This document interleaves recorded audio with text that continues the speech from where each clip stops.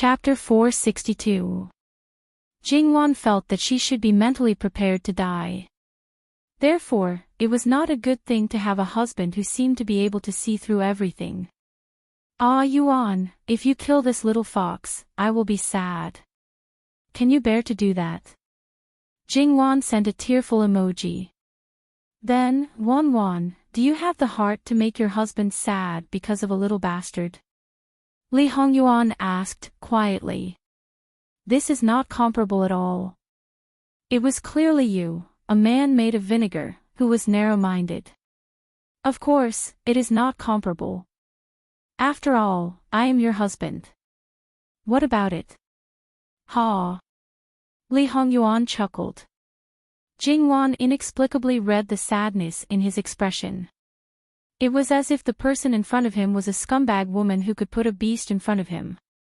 It was as if he wanted to dig out his heart for her, but she did not cherish it. Jingwan was burdened with a sense of guilt. Li Hongyuan, you are good. You win. Sister admits defeat. Jingwan reached out to pull Li Hongyuan's face.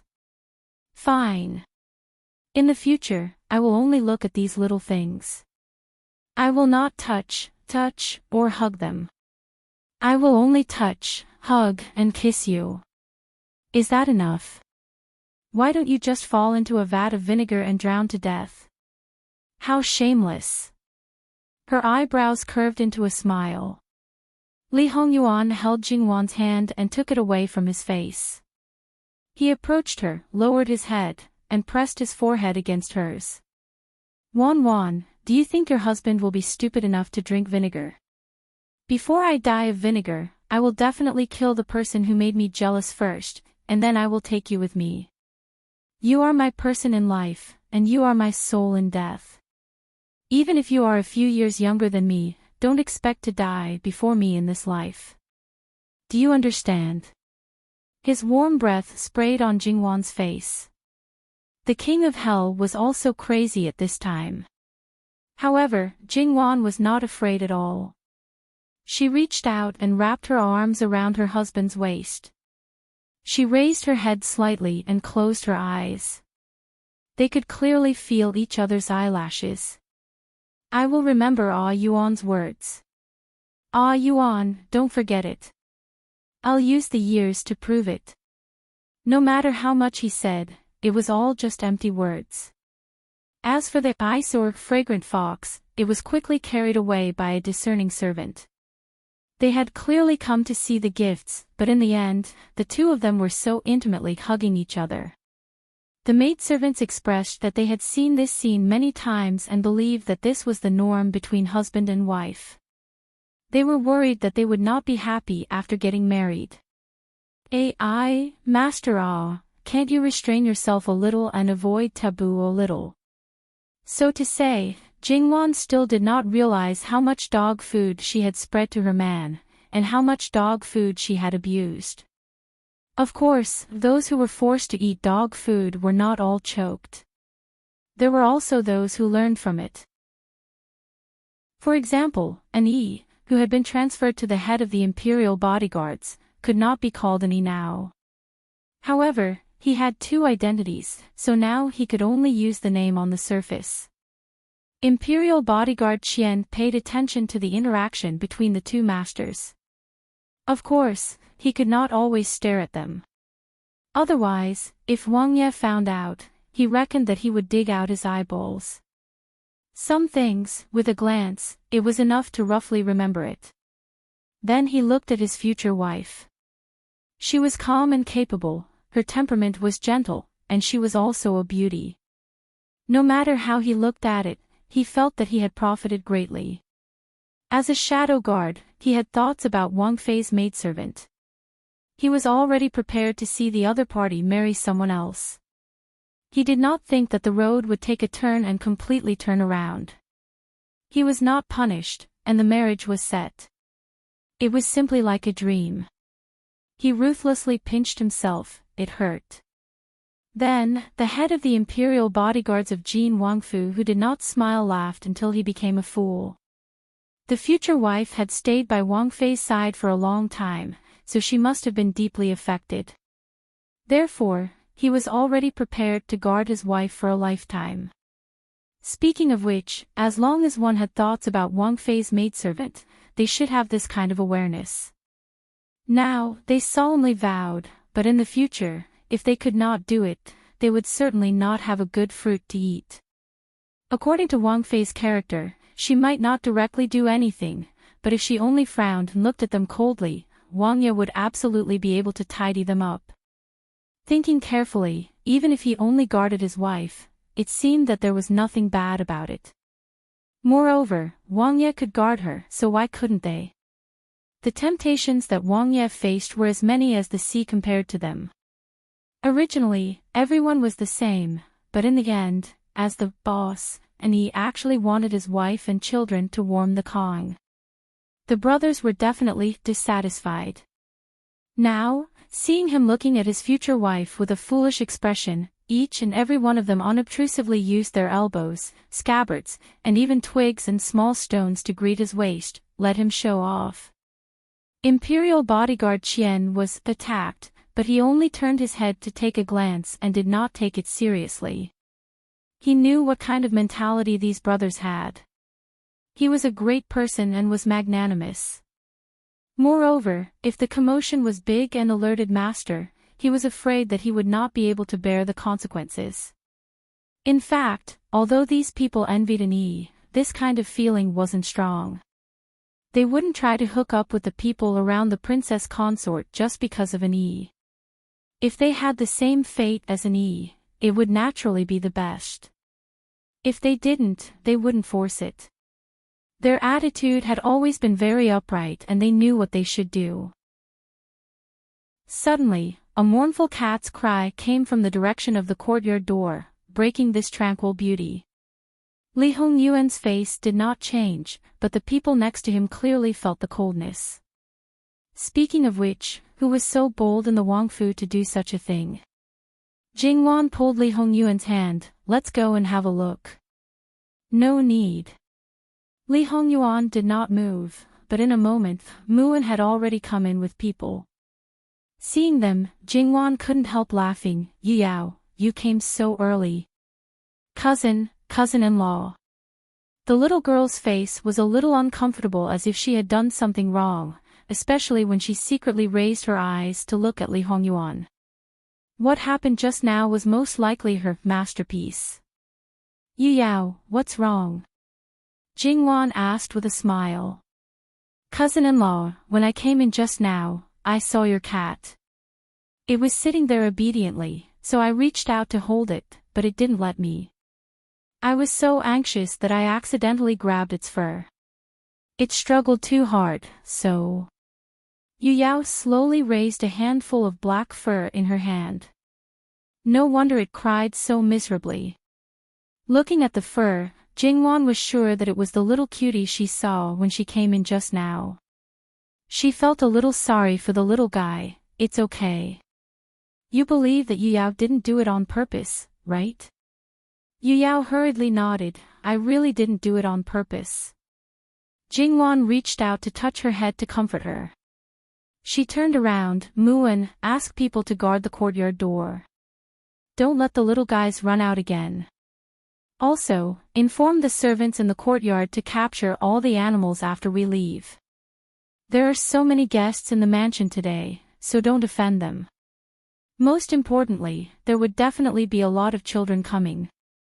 They liked small animals, but not everyone knew how to cherish them. Sometimes, children were naive and cruel, and they didn't think that it was wrong to abuse those animals. In fact, in the eyes of those high officials and nobles, they were just small pets and weren't worth anything. Jingwan didn't want such a thing to happen right under her nose. Some reasons couldn't be reasoned with, so she could only take precautions herself. Yes. Muan responded and hurriedly went to do it. This place could be considered a small rare beast's garden. Because it was found by Li Hongyuan to give to Jingwan, naturally, there couldn't be any mistakes. Therefore, at least one person was taking care of each little guy, and it could be a professional. When Li Hongyuan and Jingwan came, they had already been sent away. because their presence would definitely make the prince, who had brought his wife, unhappy. Therefore, the number of people in the rare beasts garden was definitely much more than expected. Your Highness, why don't you go to the front yard first, and I'll show you Yao around? Jingwan said. Li Hongyuan glanced at Yu Yao. His good mood and good atmosphere had already been ruined. Could it be that he still had to accompany a little girl? Therefore, there was really no need to stay here. He nodded and directly left. Yu Yao stood beside Jingwan and made a face at Li Hongyuan's back. Cousin-in-law, cousin has always been so fierce. I think you're the only one who can stand him. If it were me, I wouldn't care about him. Jingwan couldn't help laughing. Your cousin is treating outsiders, but he is very nice to me. Moreover, your cousin is at most a little cold. How is he fierce? He is such a handsome man. Of course, these were just thoughts in her mind. Jingwan took Yu Yao's hand and began to walk around. Yu Yao, why are you alone? Where are your parents? When Great Elder Princess and Prince Consort Jiang came, there was no reason for the people outside not to inform them. Sometimes, children could not be restrained and ran fast, so they were not a threat and were let in. They are at home. I don't know when they will go out, so I came here first with them. Yu Yao giggled. Cousin-in-law, when will your parents come? In Great Elder Princess's mansion, there were not many people close to her because of her position. As for Yu Yao, she was somewhat similar to her mother in nature. She was proud and casual. She was naturally close to those she liked.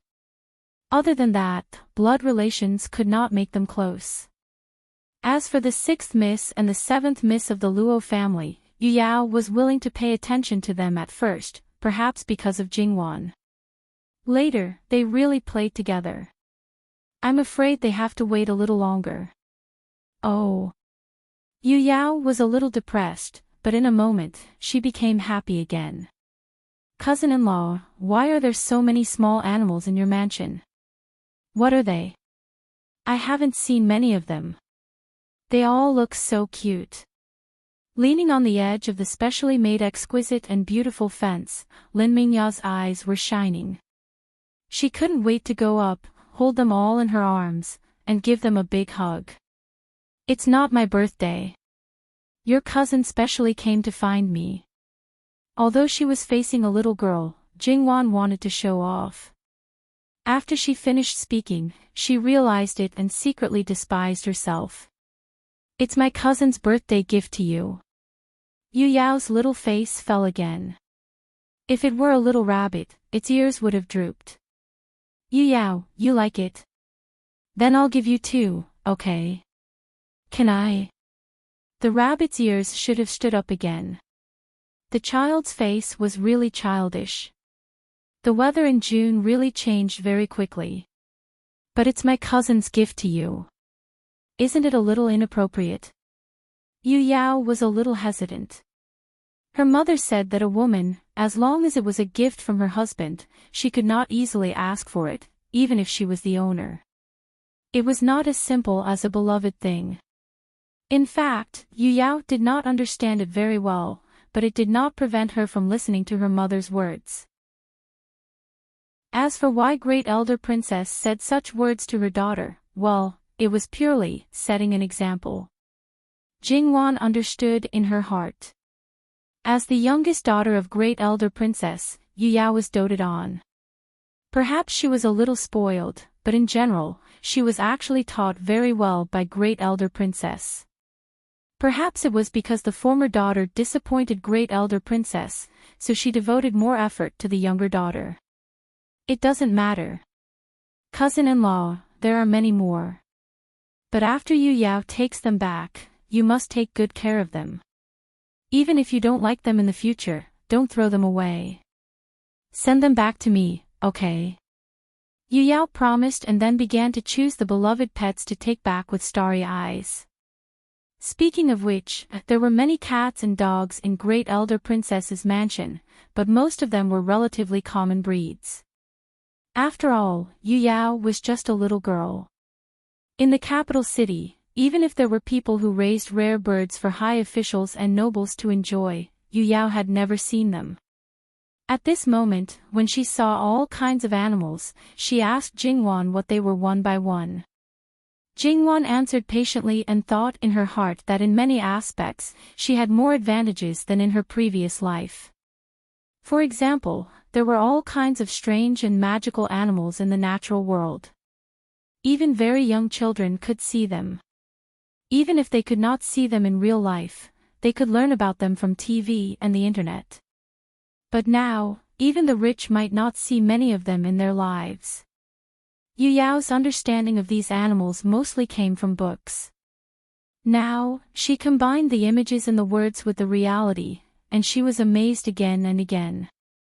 However, looking at these little guys, she doubted whether they were really fierce, powerful, and even man-eating beasts. Although cousin-in-law said that these were all cubs and were not aggressive, was there such a big gap between adults and cubs? Xiao Yu Yao's heart began to stir. She wanted to see their adult bodies. Cousin-in-law, can you give me a lion cub and a tiger cub? Jingwan blinked. Shouldn't girls like cats and dogs? Yu Yao, lions and tigers only look very cute now. In the future, when they grow up, they will be completely different. I know. I just want to see how fierce they are when they grow up. Then you can come to see them when they grow up. But I want to see them grow up. Cousin-in-law, can't you give them to me? That's not it. Yu Yao, it's like this. If it's a kitten or a puppy, I can give it to you directly. But lions and tigers are too dangerous. So, I have to ask your mother first and she agrees before I can give it to you. Jingwan looked at Yu Yao. Could it be that this little girl actually had a valiant heart? Okay. Yu Yao was obedient and did not make a scene. Yu Yao also saw the fragrant fox, and was pleasantly surprised for a while.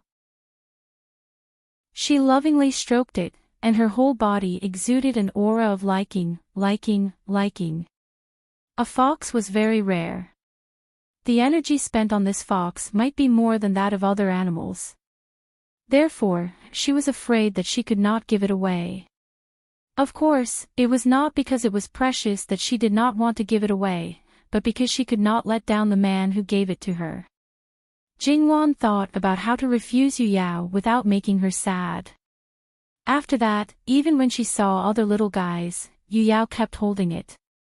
Until, Princess, old Madame Luo, young Madam, Miss and young Master are here. Ah, they are finally here.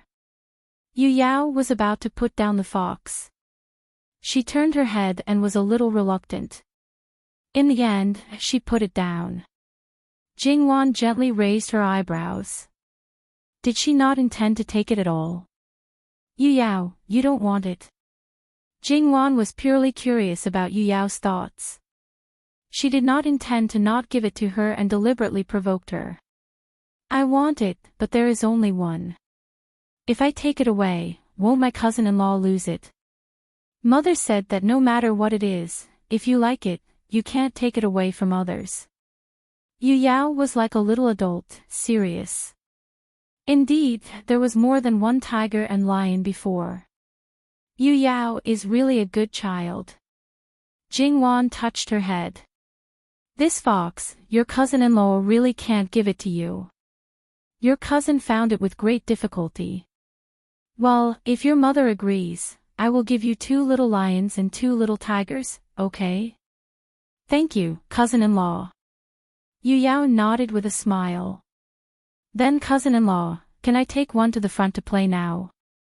Didn't you say that they are still young and have been trained, so they won't hurt people? I will take good care of them. Looking at Yu Yao's expectant little eyes, Jingwan hesitated for a moment, but finally agreed. Yu Yao took a little lion cub and happily went to find her playmates. Jingwan asked someone to find a person to take care of the little lion cub. It turned out to be a delicate young boy, who looked at most 13 years old. Standing in front of Jingwan, he was a little reserved. Jingwan nodded slightly. Bai Xiao, take him there and keep an eye on Yu Yao. Don't let the little tiger cub hurt people. The place was prepared for children to play. After that, it would basically be their world, and there might be some women. Although it was an outsider, it was not a big deal for a young boy to be watched by someone. Yes, Your Highness. Bai Xiao understood tacitly. On the other side, Jingwan also went to meet the Luo family, who had been let in. Madame Luo led a group of people to greet Jingwan. Although it was her birthday, because she was still young, there was naturally no birthday greetings. If a group of lineal elders really birthday greetings, it would purely be a waste of her life. However, because of her status, a few auspicious words were still necessary. After the formalities were over, Jingwan hurried forward to help Madame Luo up. Grandmother. Then she called them one by one and said with a smile, I was wondering when you would come over. Now is the right time. I just wanted to come over early to see if I could help. There are only 2 people in the prince's mansion, you and the prince, and I didn't see you call anyone from the Internal Affairs Department. Madame Luo said. There are more than enough people in the prince's mansion, so we didn't ask for anyone from the Internal Affairs Department. But when we entertain the guests later, we may have to trouble you to help us entertain the madams of each mansion. Of course. When a married daughter had something to do in the family, if there were no elders, it was normal for the maternal family to help. Even if the elders and brothers were there was nothing wrong with the maternal family helping the daughter. In the royal family, it was naturally a little special. When the princes came of age, they would be sent out one by one. Naturally, they couldn't rely on their parents to take care of things. Among the brothers, they were also of extremely noble status. At most, they would greet other brothers or uncles in the royal family. There was no reason for them to help other guests. Therefore, most people could only choose people from the Internal Affairs Department. If they wanted the princess's maternal family to help, they had to be presentable and presentable. Obviously, there was no problem at all with the Luo family. According to Madame Luo's status, it was enough to entertain those old princesses. After the Luo family came to visit, there would be people coming one after another.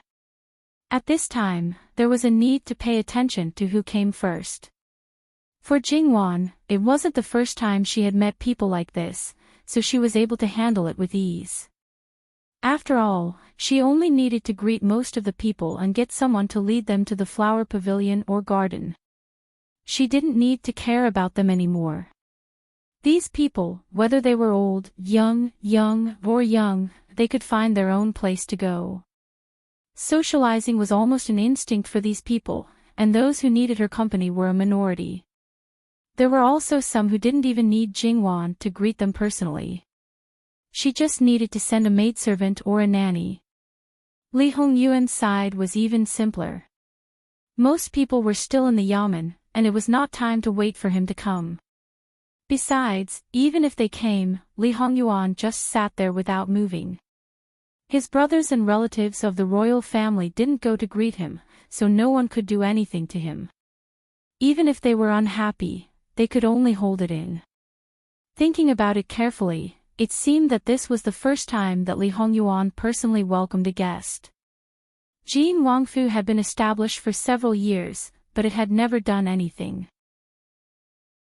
The first time was when Li Hongyuan got married. At that time, there were many people who helped him to entertain the guests. What he needed to do was to go through the wedding agenda, and then drink some wine during the banquet. Other than that, he didn't care about anything else. However, Li Hongyuan gave face to Jingwan today. Those who needed to be personally welcomed, he went. Because of this, those who saw him, including his brothers who came relatively early, were all flattered. Some were even frightened. That scene was really a bit funny. Jingwan originally just casually asked about the situation here. When she learned about this situation, she didn't know whether to laugh or cry. Each and every one of them was really used to being abused by the living king of hell. The living king of hell just did something that normal people would do, but the reaction was so big. Of course, no one would care about this kind of thing. People like Jingwan were just watching the fun. After the more crowded wave of guests, Jingwan also sat down. The people present, other than those in the imperial palace, were the most distinguished group of people in the entire Qiyuan. They carried a decent smile and said decent words. Whether it was drinking tea or occasionally eating something, they were all elegant. Their words and actions were the best examples. These people might be used to it and didn't feel that there was any problem. However, in the eyes of outsiders, especially those who were more lively, just looking at them would make them feel tired and flustered. Jingwan, as the host, from time to time took the opportunity to entertain the guests. She got up and walked around. And she adapted well. This was the first time Jingwan held a birthday banquet in the Prince Yu's mansion. Naturally, she wanted to make it perfect. From the tea and snacks, she thought about the tastes of these people and what they didn't eat. As for the others, from the elderly to the children who were crying piteously for food, she made special preparations for them. Even though Jingwan was now the princess, she couldn't be influenced by the concept of hierarchy. Obviously, she was more considerate of others. Even if she didn't personally prepare anything for today's banquet, she would give orders when she thought of something. In particular, the entire Prince Yu's mansion was arranged with people everywhere. It was absolutely impossible for anyone to cheat someone to do something in a certain place. In this way, even if someone tried to nitpick at a bone in an egg, they could only pick out some minor flaws at most. Even if they didn't say anything, many people were sure of Miss Luo's upbringing in their hearts. Regardless of whether the men would like such a woman, these women, especially those who were of a certain age, liked her very much. Nowadays, many marriages belonged to the same sex. Mothers-in-law liked their daughters-in-law, and fathers-in-law liked their son-in-law. If they liked their daughters-in-law, they would make the final decision. As for their children's opinions, whether they liked them or not, and what they liked were ignored. When they were talking happily, a maid in the mansion hurried in and said, "Your Highness, young Master Wingzhu of Great Elder Princess's mansion is fighting with the second young master of Prince Kang's mansion and the heir of Prince Gong's mansion." Before Jingwan did anything, Great Elder Princess, the concubine of Prince Kong, and the concubine of Princess Gong changed their faces. No matter what the reason was, Yu Yao was an elder or a girl, and those young masters were juniors or boys. From this point of view, the latter was in the wrong. Looking at Great Elder Princess's gloomy face, the concubine of Prince Kong and the concubine of Princess Gong, who was used to being arrogant, couldn't help complaining in her heart, let alone the concubine of Prince Kong. In front of a group of concubines and princesses, she could only pretend to be the background. Prince Kong didn't have a concubine, but he had to send a kind of child to Prince Jin's mansion, so she could only bear it. After she came, naturally, she was extremely embarrassed. The two concubines hurriedly apologized to Great Elder Princess. Great Elder Princess ignored them and took Jingwan to the place where the accident happened. Great Elder Princess knew what her daughter was like. After all, she was already 10 years old, so she was not a little girl. Most of the time, she thought that she was an adult and disdained to argue with children. She thought that she had good etiquette and was a little lady. If there was no reason, how could she fight with her juniors? When they rushed over, although the fight had been pulled apart, the scene was still chaotic, and the crying was incessant. Jingwan found that her younger brothers and sisters were probably involved in the fight, and there seemed to be more than 2 young masters from the prince's mansion. Yu Yao didn't cry, but her hair and clothes were a little messy. She lowered her head and hugged the bloody and powerless little tiger in her arms. Her heart couldn't help but skip a few beats. When they saw the adults coming, they seemed to see their backbone and stepped forward to complain. "Stand still. It's improper." Great Elder Princess's tone was not heavy, but they all became obedient. Great Elder Princess didn't rush to protect her children, nor did she go forward to comfort them. Instead, she glanced at Jingwan. Obviously, she wanted to let Jingwan deal with it. After all, this was Prince Jin's mansion, and Jingwan was her adopted daughter. If it were in other mansions, it wouldn't be like this. Jingwan understood and said, "Go and ask the doctor to come here." "Bai Xiao, what's going on? Tell me." Bai Xiao stepped forward and squatted. "Your Highness, it's like this. Master Wang and the two girls of the Luo family were playing with the little tiger and feeding it. The second young master of Prince Kang's mansion and the heir of Prince Gong's mansion also wanted it, but Master Wang refused to give it to them. They quarreled with each other, and the matter was temporarily settled. But not long after, the second young master and the heir of Prince Gong's mansion gathered the two young masters of their mansions and the two commanderies' mansions. They snatched the little tiger and threw it to the ground hard. If it didn't fall to death, they picked it up and smashed it to the ground. While smashing it, the heir of Prince Gong said, "What I can't get, no one else can't get." Because there were so many people and the little tiger was surrounded in the middle, we didn't dare to force forward, for fear of hurting the young masters. Finally, the little tiger was thrown to the feet of Master Wang by the heir of Prince Gong's mansion. Its head was covered with blood and it was dying. Master Wang was so anxious that he rushed up and fought with the heir of Prince Gong. Later, Master Wang bit the heir of Prince Gong's mansion hard. The heir of Prince Gong asked the second young master for help, but the second young master pulled Master Wang's hair. The two girls of the Luo family saw that Master Wang was bullied, so they came forward to help, and then the other young masters came forward to help. Leaving aside the details, the cause and effect were already very clear.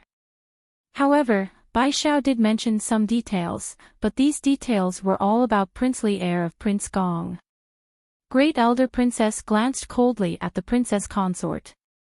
The princess consort's face turned blue and white. She did notice Great Elder Princess's gaze, but she pretended not to see it and stepped forward aggressively. "You bitch! How dare you slander princely heir of Prince Gong?" She raised her hand and was about to slap her. However, Bai Xiao was a martial artist, so how could she be easily slapped? Moreover, she didn't talk nonsense. If she was slapped, she didn't care, but her master would be disgraced. Therefore, she took a step back without hesitation. The princess consort's face turned darker when she failed to slap Bai Xiao. "How dare you dodge?" She slapped Bai Xiao again. Qin, Great Elder Princess's face was cold. She was used to being arrogant. Except for Emperor Le Qing, no one could make her lower her head.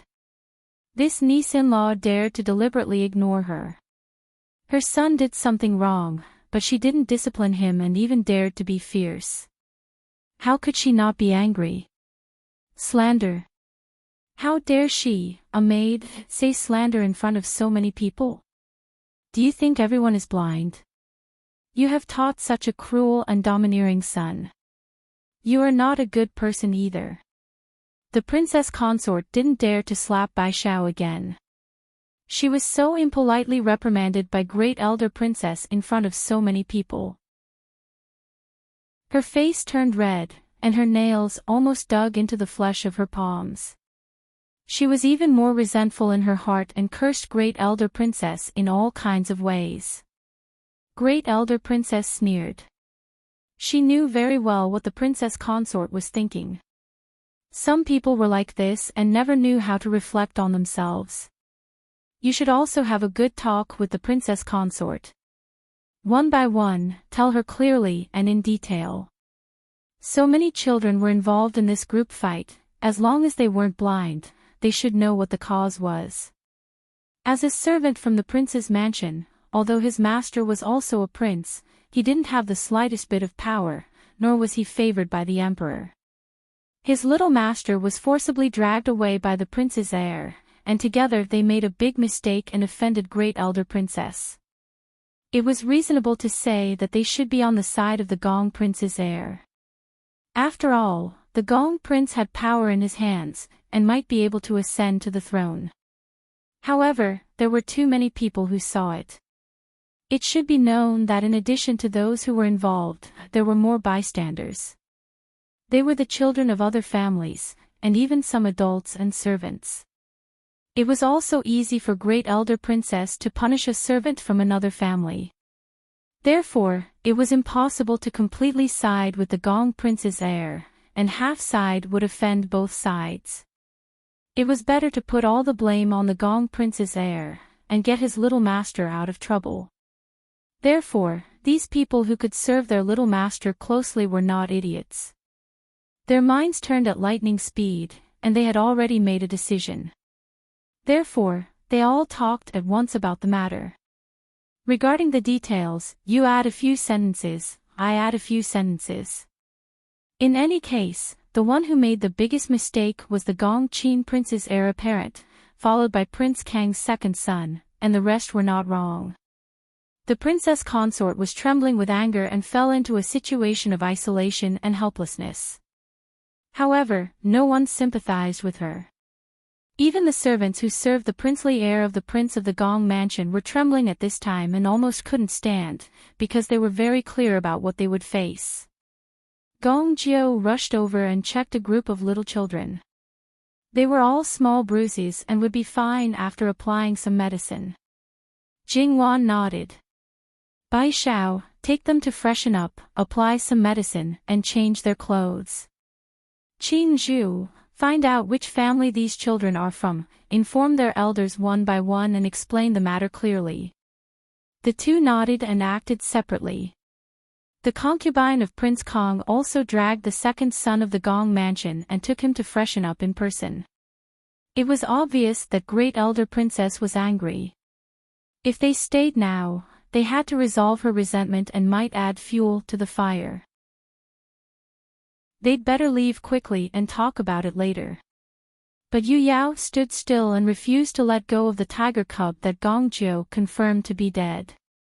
Great elder princess finally stepped forward. Yu Yao looked up and tears fell down. Mother, the tiger cub is dead. It's dead.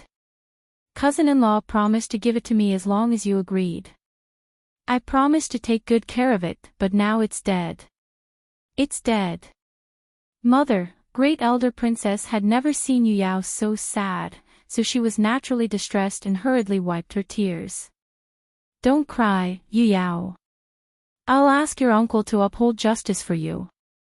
Yu Yao had more than one uncle, but everyone knew who great elder princess was talking about. Princess Gong, who also felt distressed for her son and spoke ill of the person who wanted to take her son to freshen up, heard her words, but the resentment in her heart turned into fear. Needless to say, she knew the result of this matter in front of her father. Even if her son was bitten and bled and was seriously injured, the final result could not be changed. She had planned to leave with her son, but at this moment, she had to suppress such an idea. The current plan was to find a way to appease great elder princess, as long as it was not in front of her father. And, I was wrong just now. I was also angry. As she said, she pulled her son over and slapped him on the back of his head. You bastard, who allowed you to rob your aunt's things? It's just a beast. If you want it, why can't your father and I give it to you? Hurry up and apologize to your aunt. She said that she was apologizing, but the meaning of her words was more and more infuriating.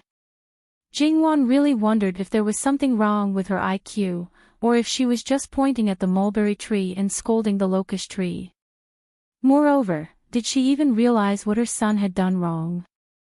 Crown Prince Gong was younger than Yu Yao, and he was raised by Princess Gong to be a real bully. He was instilled with the idea that he was the imperial grandson, so he could have anything he wanted. Now he was like this, but his mother not only didn't help him vent his anger, but also asked him to apologize. He couldn't calm down, so he straightened his neck and said, "Why should I apologize? I've always been a beast, so what if I snatch something? She's an elder. Shouldn't she give it to me?" Princess Gong was really angry with her son at this moment. Of course, in her opinion, she didn't think her son was wrong. "You bastard, apologize when I ask you. Why are you talking so much nonsense?" Crown Prince Gong's eyes were red. "Mother, you help an outsider instead of me. I hate you." After that, he ran away. Princess Gong scolded, "Bastard," but in the face of Great Elder Princess's cold and sarcastic expression, she unconsciously lowered her head. "Aunt, I don't deserve it. Aunt, don't be angry. I'll apologize to cousin on behalf of that evil creature, don't you think so?" "Yu Yao, your nephew is still young and doesn't know anything. Can you forgive him this time? If you like little tigers, I'll ask your fourth cousin to find you 8 or 10. You can play with them however you want. What do you think?" After hearing her words, Yu Yao smiled sarcastically, like Great Elder Princess, fourth cousin-in-law, do you think I'm a fool? Forgive him. Okay, I don't want anything else. Leave those 8 or 10 for your son to play with. I just want this one. If you let it live, I won't care about it. Princess Gong was choked by a little girl and couldn't say anything. Yu Yao snorted and then looked at Great Elder Princess and Jingwan, "Mother, cousin-in-law, I'm going to freshen up." Then she left silently with the body of the little tiger. The servants hurriedly followed, and the maid of Jin Qinhuang mansion hurriedly led the way. "Foster mother, I'm also responsible for this, okay, it's none of your business. Don't take everything on yourself. Even if you can't be as shameless as some people who can't wait to push all the mistakes to others or find excuses to cover up, at least don't foolishly take the responsibility that you shouldn't take." Great Elder Princess coldly reprimanded Jingwan. "Foster mother, you're right. I'll remember it." Jingwan listened obediently. "Okay, go do your business." Jingwan and Great Elder Princess left one after the other, leaving Princess Gong standing there alone. In the eyes of the children, the people who saw this good show were still pure and innocent. Only those few who were worried about the children or came to slack off couldn't help but whisper to each other in 2s and 3s, using their handkerchiefs to cover their mouths, as if they were deliberately trying to hide something. Being laughed at by such a group of sluts, the Gong Qin Wangfei only wanted to tear them apart, but in the end, she could only endure, acting as if she didn't know anything, in order to protect her dignity. If what Great Elder Princess said today was spread out, her reputation would really be tarnished. Compared with this, how could she explain it to her husband and father? Her son and grandson were not good. It must be because she, as a mother, didn't teach them well. No matter how many servants she used to pay for the crime, she couldn't shirk the responsibility. As expected, the bitch Luo was born to be her nemesis. Every time something happened, it was related to her. Princess Gong really hated her in her heart, but she was deeply powerless because she couldn't take revenge at all. Because of Jingwan's incitement, the child's elders quickly knew about this matter. Previously, when they didn't know the specific situation, the child talked about it after Jingwan and the others left, but they didn't expect that their family was also involved. It was simply a ruthless slap to the face. They really hated Gong Qin Wangfei to death. How did she teach her son? Not only did she herself make a stupid mistake, she also implicated their family's child. Fortunately, their family's darling was fine. She didn't look at the situation she was in now. She didn't know when to advance or retreat. Just wait and see, sooner or later she would fall hard and never be able to climb back up. As for the children of the Luo family, the adults led by old Madame Luo didn't say anything. In fact, not saying anything was already equivalent to thinking that they didn't do anything wrong. They, who were originally a little nervous, looked at each other, understood tacitly, and tiptoed back to play. When it's time to make a move, you can make a move, but you must learn to protect yourself. Don't be reckless. The sneaky children stared blankly for a moment, then reacted. Understood, grandmother. They responded loudly. It must be said that this matter wasn't small, and soon everyone in the front yard knew about it. Li Hongyuan's gaze lightly fell on the Gong Prince. The Gong Prince couldn't help but feel a chill in his heart. Sixth brother, this is your fault. Since you brought it back, there must be more than one. Why don't you release them all? Everyone has one, so there's no need to snatch one. Was this the preemptive strike? https://11/11807/10374442. Chapter 463. What you mean is, the younger generation snatches the elders' things, the boys snatches the girls' things. If you can't get it, destroy it. These are all correct, right? This is called teaching by example. Could it be that fourth imperial brother is such a person? Li Hongyuan propped up his chin. This is interesting. Imperial father advocates benevolence, but fourth imperial brother's ideas are completely different from imperial father's. I wonder if imperial father would be angry if he knew. Li Hongyuan's mouth. There weren't many people present who hadn't experienced it before. He didn't say much, but it was too poisonous, the kind that could take someone's life. Just like now, if it reached Lu Qingdi's ears, the Gong Prince would most likely eat his head. The Gong Prince suppressed his anger, because he had learned too many lessons. If he really lost his mind in anger, the end would only be worse, so he repeatedly reminded himself to calm down, calm down, calm down. Sixth imperial brother, as the saying goes, things can be eaten indiscriminately. These words can't be spoken carelessly. In the end, I'm still your elder brother. Slandering me like this, I'm afraid it's not appropriate. Fourth imperial brother's words are wrong. This prince has never eaten indiscriminately. After all, since childhood, this prince has always been picky. This is not good, this is not good, this is not good. This has always been said carelessly. Right and wrong are reversed. Black and white are more interesting. So, fourth imperial brother, there are some words you can't say carelessly, especially in front of this prince. The Gong Prince pulled the corner of his mouth. Now he was a bit regretful. Originally, the matter his son caused had nothing to do with Jin Qin Wang Fu, but when he thought about the possibility of facing imperial father's punishment, he subconsciously wanted to escape the crime. It had become a habit. He didn't even think about it before blurting it out. Provoking Li Hongyuan, there was no possibility of escaping the crime, but one more crime was 9 out of 10 times. The Gong Prince even wanted to slap himself twice. Yu Yao is our younger cousin. She has quite a few nephews and nieces. So many people didn't fight with her. Only your son didn't show any respect to his elders. Fourth imperial brother also has the nerve to push the blame onto this prince. However, since fourth imperial brother said so, there is one thing you should know. This prince's things, this prince can give them to whoever he wants. If he wants to take them out, without this prince's permission, don't try. Even so, this prince wants to see who dares to criticize this prince. Sixth brother, if you ask me, maybe it's because you have too many good things in your residence, and fourth brother is envious.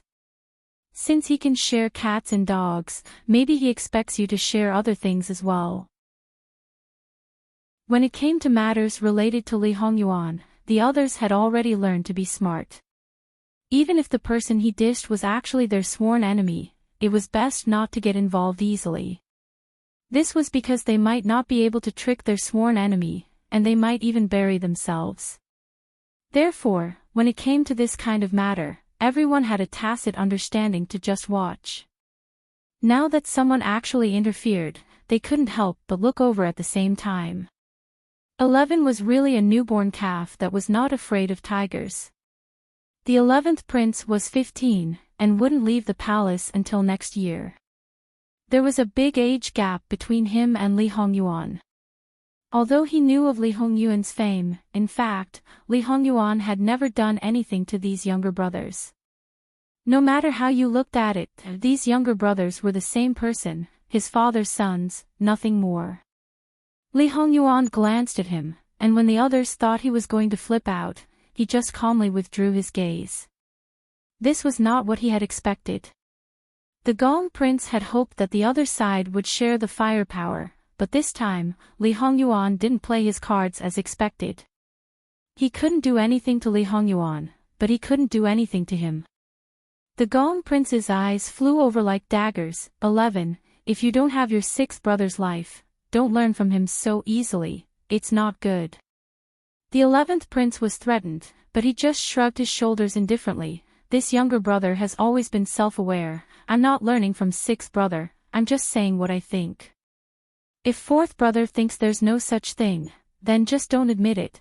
It's simple, why should I care? Thinking too much and worrying too much, it's easy to shorten one's lifespan. How to put it, they seem to have a whole new level of respect for this younger brother. Today, he must have eaten the wrong medicine, daring to diss his own powerful older brother. People like him were the ones who truly had no power, no influence, and no favor, a little transparent. These adult princes simply didn't bother to pay attention to him, and even if he was an adult, they still had to see what his wife's family was like before they decided what to do next. Now, this little transparent didn't want to be a little transparent anymore. Jumping out to make his presence known before. Wasn't he afraid of breaking himself? After all, he was a prince, compared to many people, even if he was inferior, he was still somewhat inferior. As long as he knew his place, just like the sickly fifth prince, in the future, whichever brother ascended the throne, for the sake of reputation, he could continue to live a comfortable life, just like the current Gong prince. The 11th prince was just a pervert. A few years ago, he had already started eating meat.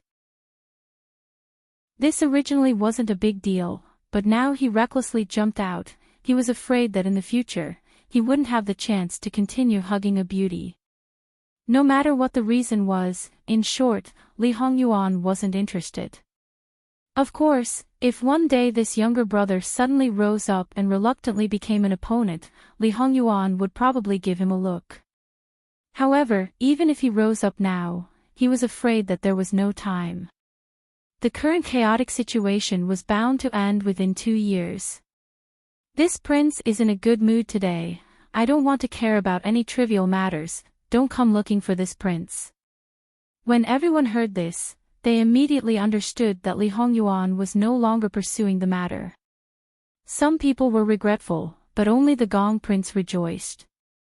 It's just that, with a fixed mindset, he believed that Li Hongyuan only liked to deal with things now, and didn't like to settle things after the autumn. Therefore, many times he was tricked. No matter what kind of person he was, he would often choose the wrong target. Those who truly understood Li Hongyuan knew that his heart was smaller than the tip of a needle, and secretly plotting against people was his specialty. Therefore, the Gong prince really rejoiced too early. Think about it, if your son killed the birthday present he sent people to find for his wife, regardless of whether his wife had already given the present away or not, would you be able to easily get away without paying any price? Hee, you're really dreaming. The reason why he didn't deal with it now was still that sentence, because of Jingwan. Because of Jingwan's birthday, he wanted to make it perfect. If in the end it was ruined because of him, even if Jingwan didn't say anything, he himself would be depressed. After that, in order to not provoke the king of hell, everyone was quite well behaved, and the atmosphere was quite harmonious. The Gong prince sat for a moment, thinking about his Wang-faced temperament. In the end, he couldn't sit still. He didn't want to make another stupid mistake because of Qin Shi, and be blamed by Li Hongyuan on him. Husband and wife as one. What did the wife do wrong that it was the husband's fault? That was all nonsense. The Gong Prince only knew that, when disaster strikes, everyone flies away. Although it wasn't to this extent now, but if something really happened, he didn't mind pushing his wife out. After searching, he found that his Wang Fei really had left the Jin Prince mansion. The Gong Prince's teeth itched with hatred, this slut who can't do anything right. If it was in the past, the Gong Prince was holding the Gong Prince in his hand afraid to fall, holding the Gong Prince in his mouth afraid to melt. The Gong Qin Wang Fei was insolent both inside and outside the mansion. She punished the Gong Prince's concubine, but the Gong Prince had to coax her with kind words. That was because his father-in-law held military power. If he wanted to rise to the throne, he absolutely couldn't do without his father-in-law's support. It was just that he lowered himself and tried to curry favor everywhere. However, this father and daughter pair really dared to ride on his head, bossing him around. Because of a small matter, Qin Tianming was cold to him. He was doomed to fail, so why should he lower himself? The Gong Prince lost his patience with Qin Shi, so Qin Shi naturally suffered. However, Qin Tianming was still standing there, and he hadn't completely fallen out with the Gong Prince. Even if the Gong Prince didn't give Qin Shi face, he still had some misgivings. The Gong Prince rushed back to the Gong Prince mansion, but there was no one there. The Gong Prince thought for a moment, then turned around and went to the Champion Marquis mansion. Coincidentally, because Qin Tianming's wife had some typhoid and wasn't feeling well, she didn't go to the Jin Prince mansion today to avoid bad luck. As a result, her grandson, who was supposed to be at the Jin Prince mansion, came back with her daughter. Her grandson was in a sorry state, covered with injuries and crying. Madame Qin still loved her grandson very much, so she hurriedly asked what was going on. The Gong Qin Wang Fei came in and comforted her son with kind words, promising many benefits, before letting a maid take him to freshen up. When her daughter was talking, Madame Qin chose to stand on the sidelines.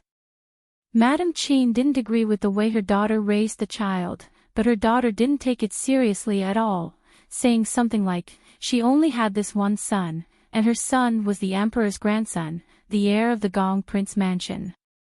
In the future, he might be. She didn't care what he did.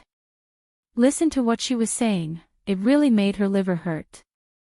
She really thought she was the emperor, but one day she kicked an iron plate, then she would know how powerful she was.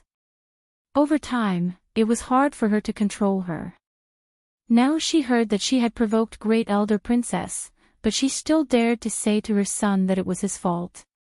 If she was really so capable, she shouldn't have come to the Marquis of Champion's mansion in a fit of anger. Madame Qin really wanted to slap her to death and tell her to get as far away as possible, so as not to implicate the Marquis of Champion's mansion.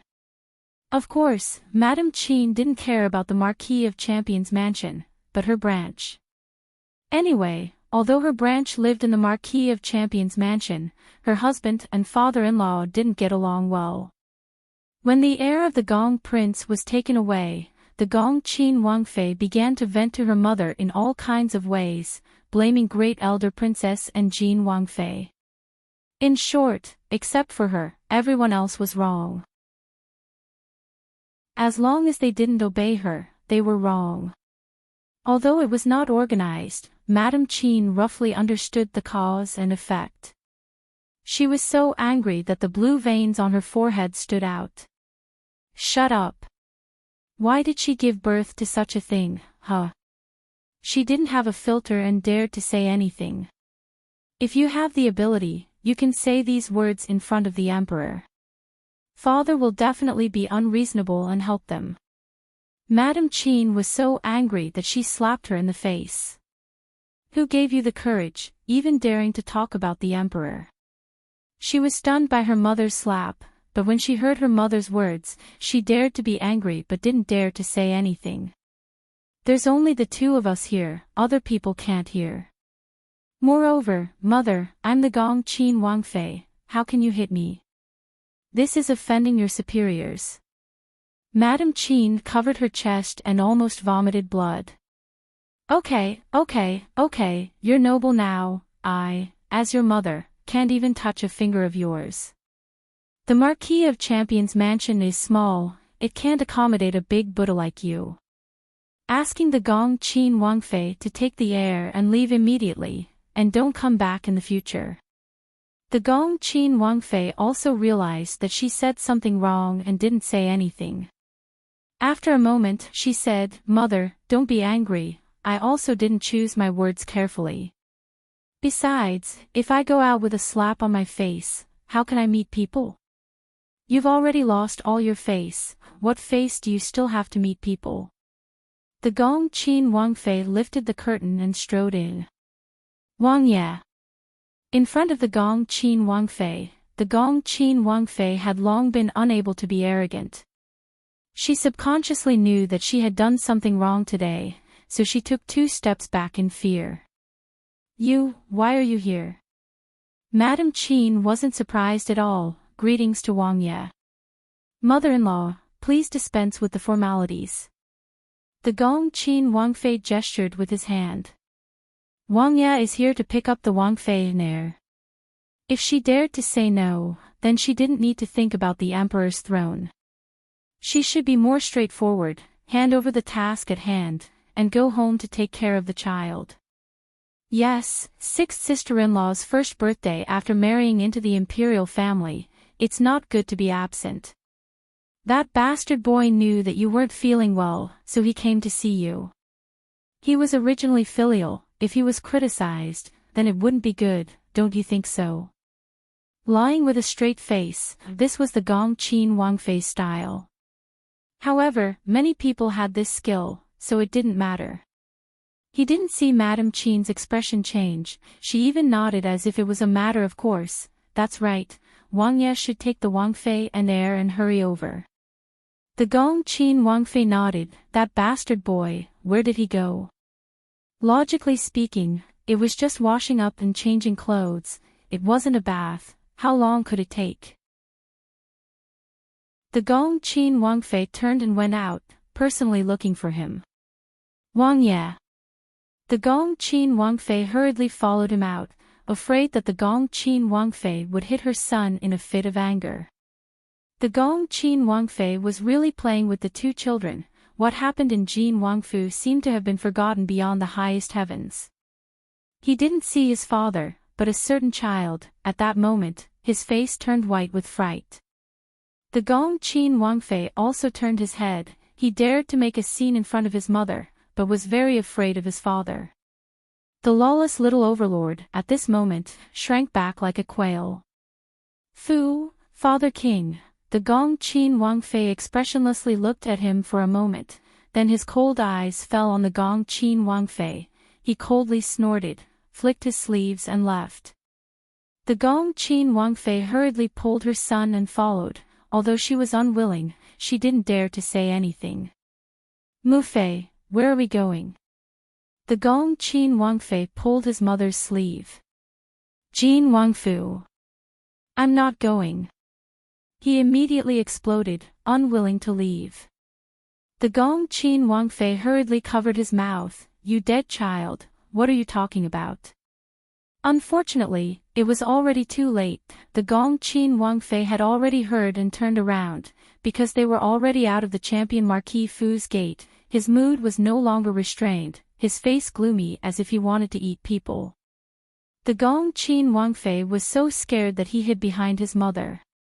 The Gong Qin Wang Fei protected her son, just as she was about to say something, the Gong Qin Wang Fei vigorously pushed her away, grabbing her son's shoulder. Not going? Okay, Ben Wang can send someone to send you back, but, from now on, you're not allowed to take half a step out of the Gong Qin Wangfu.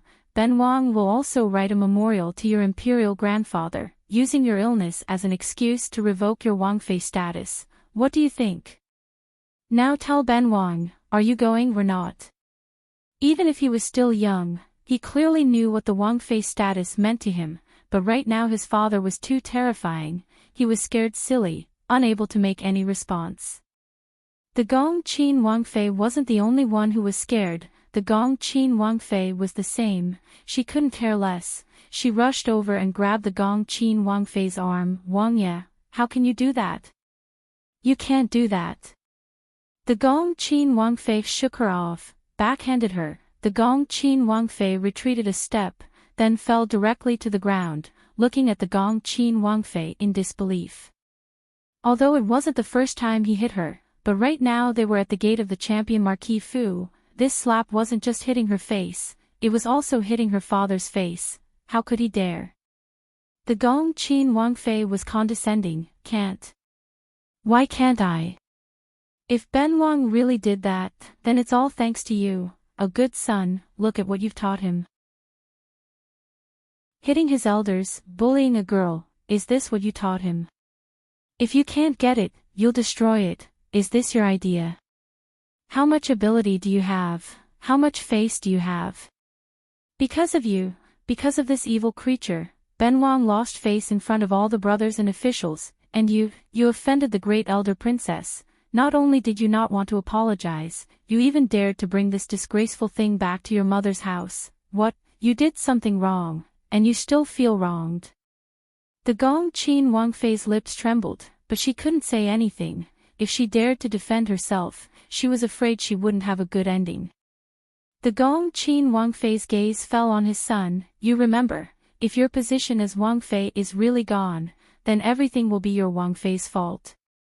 After today's banquet, I'll give you two choices: move to the front yard, study hard with your teacher. Without Ben Wang's permission, you're not allowed to see your Wangfei, or you can follow your Wangfei for the rest of your life. After the Gong Qin Wangfei finished speaking, he looked meaningfully at the gate of the champion Marquis residence. Humph, with a flick of his sleeve, he turned and got into the carriage. The Gong Qin Wangfei was in a daze. There was a palm print on both sides of her face, but the Gong Qin Wangfei's hand was much heavier than Madame Qin's, so there was no symmetry. She didn't understand why it was like this. Why was it all her fault in the end? The Gong Qin Wangfei's gaze inadvertently fell on her son, but what she saw was the alienation, vigilance, and even a faint hatred in her son's eyes. She did everything for her son, but her son was so easily instigated. For his own benefit, he didn't hesitate to abandon her, his own mother. He was just a little white-eyed wolf. The Gong Qin Wangfei stretched out her hand, as if she was making a final attempt to persuade him to stay. However, her good son's mouth twitched, and he ran towards his Wangfei's carriage with a thump-thump-thump. Her heart turned cold, but it only lasted for a moment. The Gong Qin Wangfei looked at his careful son in front of him, and then looked at Qin Shi through the window, his eyes cold. Still not leaving? Are you waiting for Ben Wang to invite you? The Gong Qin Wangfei slowly got up. The maid serving her wanted to help her, but she shook her off. Madame Qin heard from the maid what happened outside the gate, closed her eyes, took off the prayer beads on her wrist, and quickly turned them. She was very clear. The Gong Qin Wangfei was just acting for her husband to see. Because of her husband's indifference to him, he was telling them that he had lost his patience. Madame Qin thought of her own daughter. In the end, she was her own flesh. How could she not feel distressed? Speaking of which, her original temperament was not bad, and she could be considered smart, but in the past few years, she had been spoiled by the Gong Qin Wangfei, and she really thought that the Gong Qin Wangfei was doing it for her, so she forgot herself, lost her original heart, and became more and more unsightly. The Gong Qin Wangfei was in the carriage, and the maid helped her put on makeup to cover the red marks on her face. But no matter how much the foundation covered it, it couldn't cover the swelling. Returning to Jin Qinwang Mansion, the Gong Qin Wangfei took his wife and children to apologize to Great Elder Princess, looking very sincere.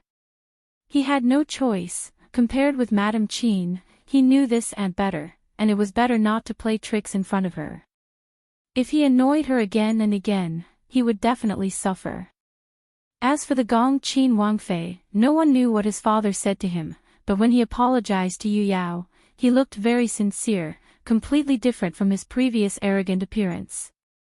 Many people were surprised. They didn't know that the Gong Qin Wangfei taught his son so well, but whether it was true praise or mockery, only they knew in their hearts. In the end, Great Elder Princess didn't insist.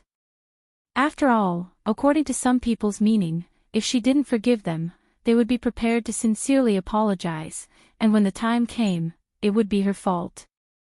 Great Elder Princess sneered in her heart. If she wanted to punish someone, did she have to go through her brother? She had been living behind closed doors. Did she really have no connections at all? Well, do what you need to do. As a man, how can you hide among women? Yes, Aunt, you're right. I'll take my leave. Since he had achieved his goal, the Gong Qin Wangfei left quickly. The Gong Qin Wangfei, who stayed, became the object of everyone's discussion. However, the Gong Qin Wangfei was like a piece of wood at this moment. In the eyes of Great Elder Princess, she despised people like the Gong Qin Wangfei, who acted as if the sky was falling and the earth was collapsing, and she was even more disgusted by her than her previous arrogance. In contrast, the concubine of Prince Kang was more pleasing to her eyes. Although Prince Kang's second son was an accomplice, Great Elder Princess didn't blame the concubine. After all, she was not the legal mother, and the child was not born by her, so it was indeed not her place to take care of him. Moreover, it was rare that she was a smart person who saw through things thoroughly. As time went by, more and more officials arrived, and then a group of people were frightened by the living king of hell. When it was almost time, the banquet began. In fact, most people were satisfied with this banquet. Even the reserved female guests basically didn't eat any dishes that hadn't been touched. It couldn't be helped that the dishes were really good in color, smell, and taste. The smell uncontrollably went into people's noses and aroused their appetite. No matter how reserved they were, they still ate several times. They sighed in their hearts that this was what a banquet should be like. However, the chef of Prince Jin's mansion was really good. The ingredients used in each dish were the best. Although they belonged to the top circle of the whole Qi Yuan, they hadn't eaten some of the dishes on the table. Of course, they were embarrassed to say that because it was shameful. Of course, there were still some people who didn't eat much, including Jingwan. Because the bowl of longevity noodles before the banquet was so delicious that Jingwan was 80% full at that time. Later, many people proposed a toast to her. Jingwan didn't drink much, so her alcohol tolerance was naturally low. Halfway through the banquet, she was basically drunk. Most of the older noblewomen were more considerate and let her rest. Of course, not everyone had good intentions. The younger ones raised their wine cups and laughed like flowers trembling. How could the birthday girl leave halfway? How was it unkind to pretend to be drunk? The older ones nodded their heads in agreement. It must be said that these people didn't bully Jingwan because she was young and thin-skinned, so most of them would endure. Unfortunately, Prince Jin's appearance at the female guests' table really surprised many people. However, Li Hongyuan didn't look sideways. He ignored people who paid their respects and directly walked to Jingwan's side. He reached out and stroked her hair, drunk. Whether it was his actions or his expression, they all hid a tenderness that couldn't be dissolved. Wang Ye. Jingwan got up but couldn't stand. Li Hongyuan hurriedly reached out to help her. I'll take you to rest. Without any explanation, he carried Jingwan up horizontally. With a little force, he suppressed Jingwan's struggle and stopped at Luo Lao Furen's table. After that, I'll have to trouble Lao Furen to help take care of everyone. When Jingwan wakes up, she will apologize to everyone. Who was the living king of hell? Let his king of hell's consort come out to apologize. Looking at how precious she was now, if she really chirped in the future and expressed her dissatisfaction with Jin Wangfei, he would be displeased. If he was displeased, the womenfolk present might not do anything, but their fathers, husbands, or sons might be in trouble. So, these words, it was fine to just listen to it. Each and every one of them hurriedly said that they didn't dare and let him quickly send Jingwan to rest. Because of this, until the end of the banquet, there were still some unmarried young ladies and even young married women who were absent-minded. The notoriety of the living king of hell was well known to men, women, old, and young in the entire capital. However, those who had truly eaten his methods were actually only a small portion of people. It was basically concentrated on those brothers of his and those courtiers who always wanted to make things difficult for him. The other people, especially the womenfolk of the noble houses, only knew about him through rumors. As the saying goes, public opinion can melt gold and accumulation can destroy the bones. After the exaggerated and erroneous rumors, coupled with Li Hongyuan's intentional actions, it was basically people who heard about the living king of hell. Even if on some occasions, if they accidentally met him, they would avoid him from afar. Or if they fancied his appearance, they would also be dissuaded by others and then rationally choose to give up. However, seeing the scene of Jin Qin Wang Fei treating Jin Qin Wang Fei, how could they remain indifferent? Especially those who had actually thought about Jin Qin Wang Fei and were now married but didn't live as they wished. It turned out that Jin Qin Wang was actually so gentle and considerate. It turned out that Jin Qin Wang wasn't scary at all. It turned out that even if Jin Qin Wang didn't treat other people well, he treated his own Wang Fei completely differently. Why couldn't they become his Wang Fei? It must be known that Jin Qin Wang had started to choose his concubines many years ago. If they didn't listen to those rumors, how could they miss such a man? If they didn't listen to those rumors, how could Jin Qin Wang be taken away by a woman outside the capital? They didn't think that Jin Qin Wang was acting because Jin Qin Wang didn't need to act for anyone to see. Even if he was acting, no man would do it to this extent. Their intestines turned green and coupled with jealousy corroding their hearts, how many people unconsciously tore their handkerchiefs. In contrast, some unmarried young ladies were eager to move. Jin Qin Wang didn't even have a single cifei, let alone a concubine. They didn't need to worry about Jin Qin Wang's cruelty and might even be able to obtain his favor. Coupled with the monstrous riches and honor of Jin Qin Wang Fu, what could compare to this taste? Even if Jin Qin Wang Fei was a jealous woman, as long as Jin Qin Wang protected her, what else was there to worry about? A group of old noblewomen could see it clearly. Some were disdainful, some were indifferent, and some lamented, evil creatures, evil creatures, each and every one of them was bewitched. If they continued to indulge like this, no matter if they were married or not, they wouldn't have a good life. Married, if they always fantasized about Jin Qin Wang's gentleness and ignored everything else, or if their husband knew about it, would they want to enter the family temple, or would they want to be divorced? Unmarried, if they always wanted to choose a husband based on Jin Qin Wang, would they still want to marry? Each and every one of their hearts are higher than the sky, but I'm afraid that their lives are thinner than paper. Who was Great Elder Princess? Her words were not polite at all. Who do you think you are? Do you really think that you can be a Qin Wang Fei with any identity? Even if Jin Qin Wang is a jinx to his wife, it's not because he lowered his status and married any woman. As the saying goes, different people have different lives. Even if you marry into Jin Qin Wang mansion, you may not have the luck of being a Qin Wang Fei. Instead of living a good life, you think about those things all day long.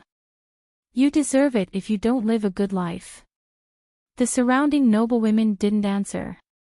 They were all used to leaving some leeway in everything, so they wouldn't say anything to offend Great Elder Princess. However, they all knew that Great Elder Princess was right. They were all experienced people and had seen everything. It should be known that although Luo Peishan was a first-class official, Jingwan was not the legitimate daughter of the eldest son's family.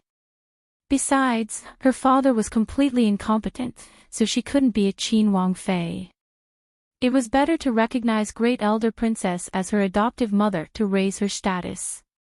Even if Lu Qingdi was crazy about his sixth son's marriage, he would not lower his standards too much.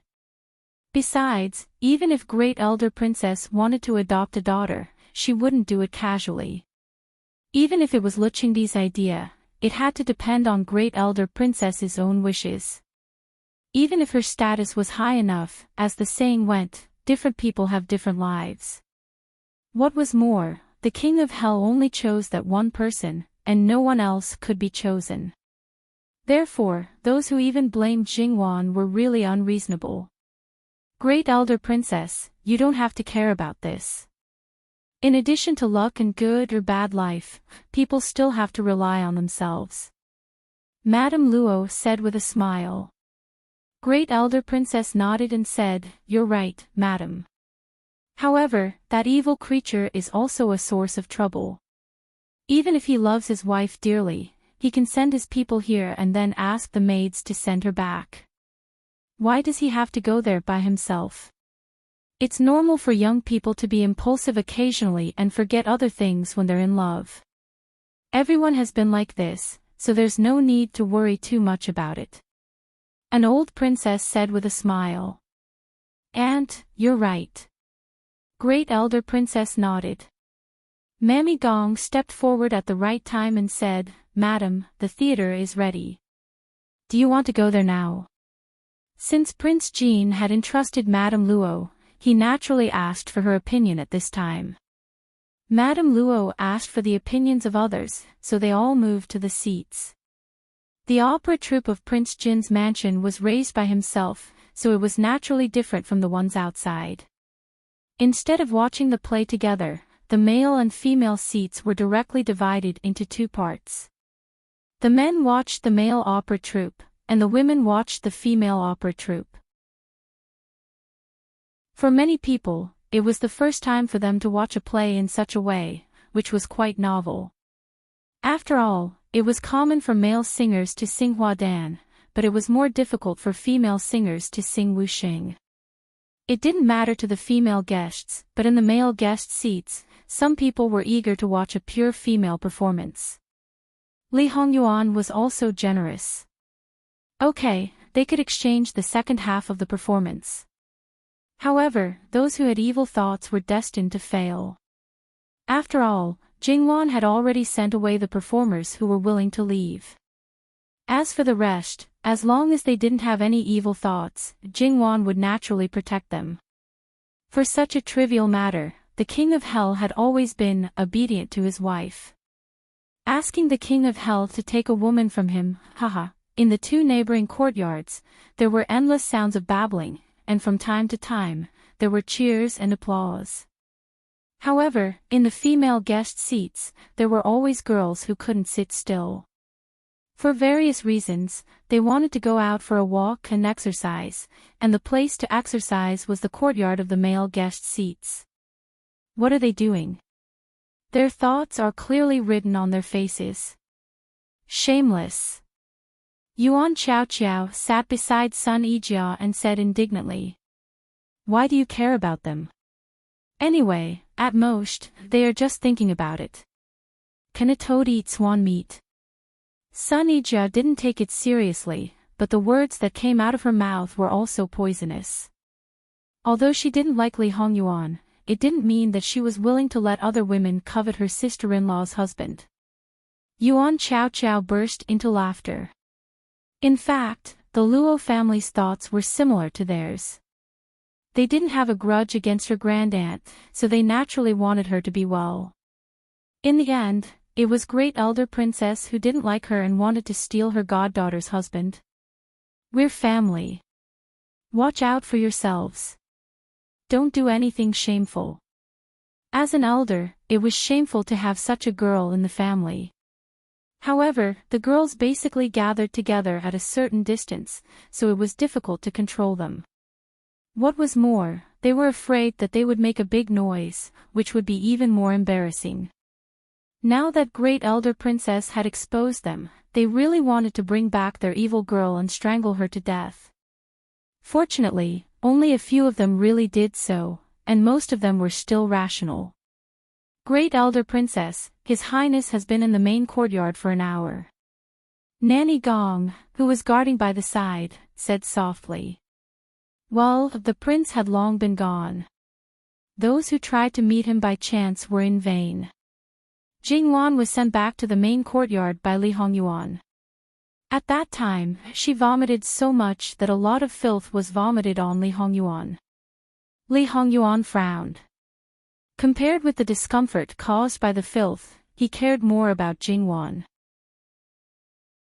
He quickly cleaned up and took care of Jingwan in person until she drank the hangover soup and fell asleep. At this moment, Jingwan was almost asleep and sober. Li Hongyuan happened to go to see her, so she hugged Li Hongyuan tightly and didn't want to let go. Jingwan couldn't be blamed for being so clingy. Although she was drunk, she didn't drink too much. She could still remember everything.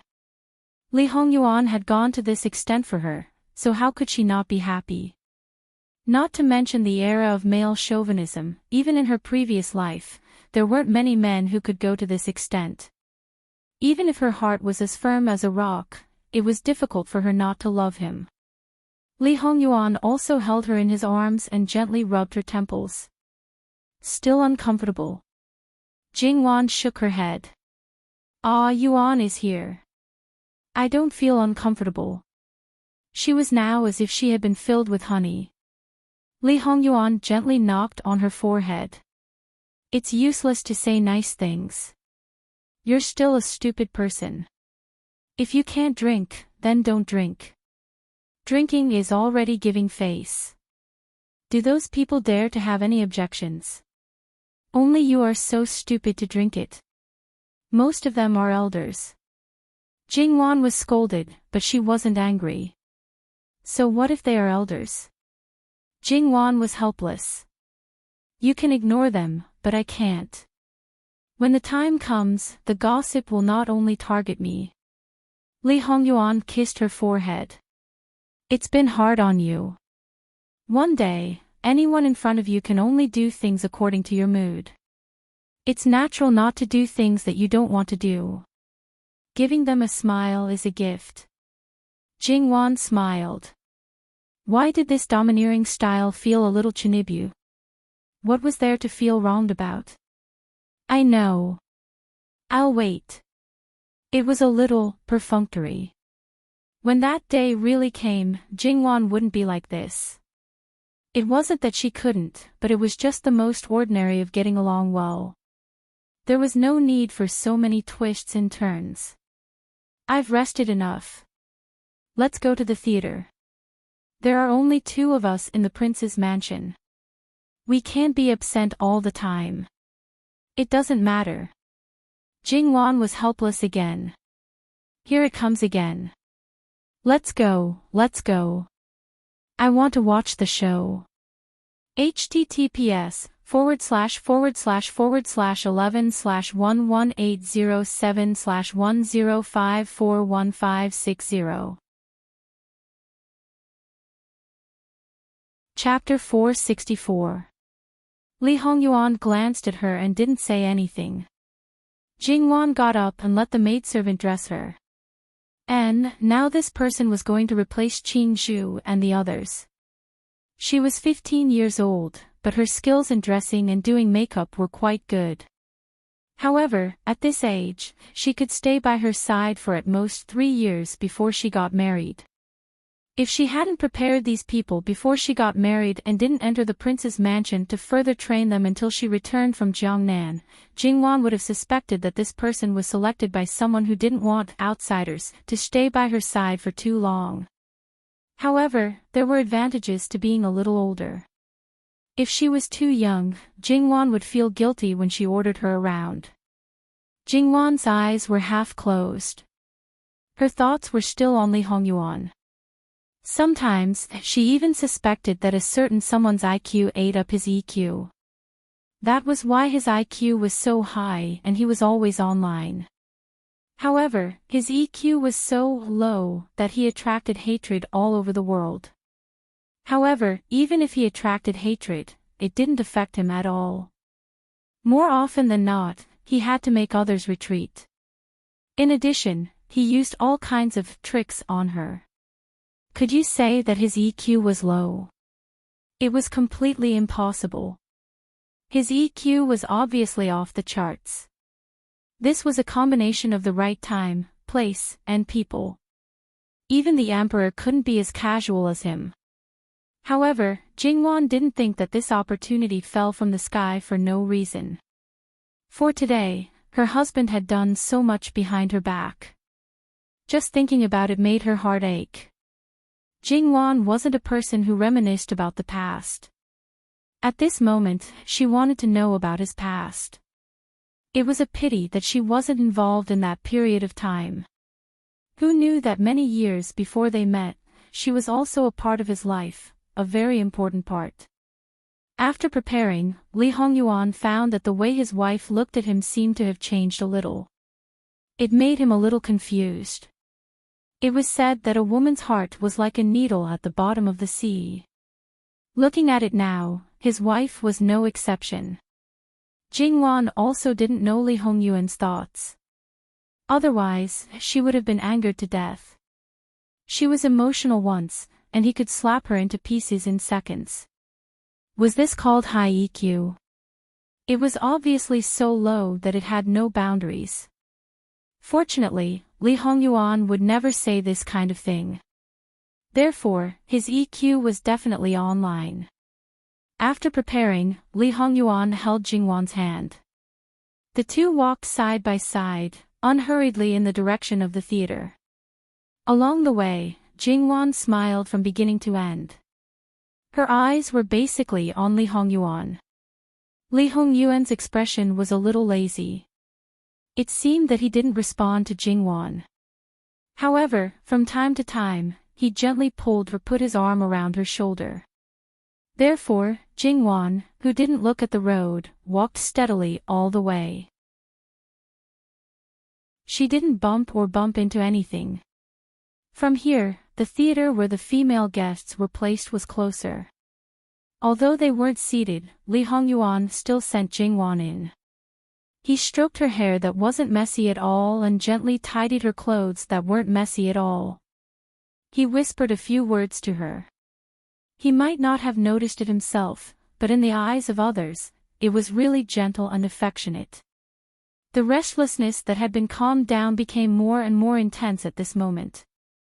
Li Hongyuan lowered his head and kissed Jingwan's forehead. Jingwan hurriedly retreated and looked around like a thief. She seemed to reach out and smack him in a fit of anger. She seemed to grumble. At the same time, in the eyes of others, Fan Min was surprised and shy. She was still pretending. Everyone said that Jin Qin Wang Fei was a person who was used to pretending. It was true. She gritted her teeth and pulled out her handkerchief. She wanted to tear Jingwan apart and replace her. This kind of ugly behavior was clearly seen by those who weren't blind. As the elders, they really wanted to find a hole to crawl into. It was really too embarrassing. Of course, this was only one aspect. There were a few women who didn't even control their emotions and completely fell into the eyes of their mother-in-law. As a mother, how could she allow her son to be cuckolded by her daughter-in-law? Her eyes were like they were dipped in poison.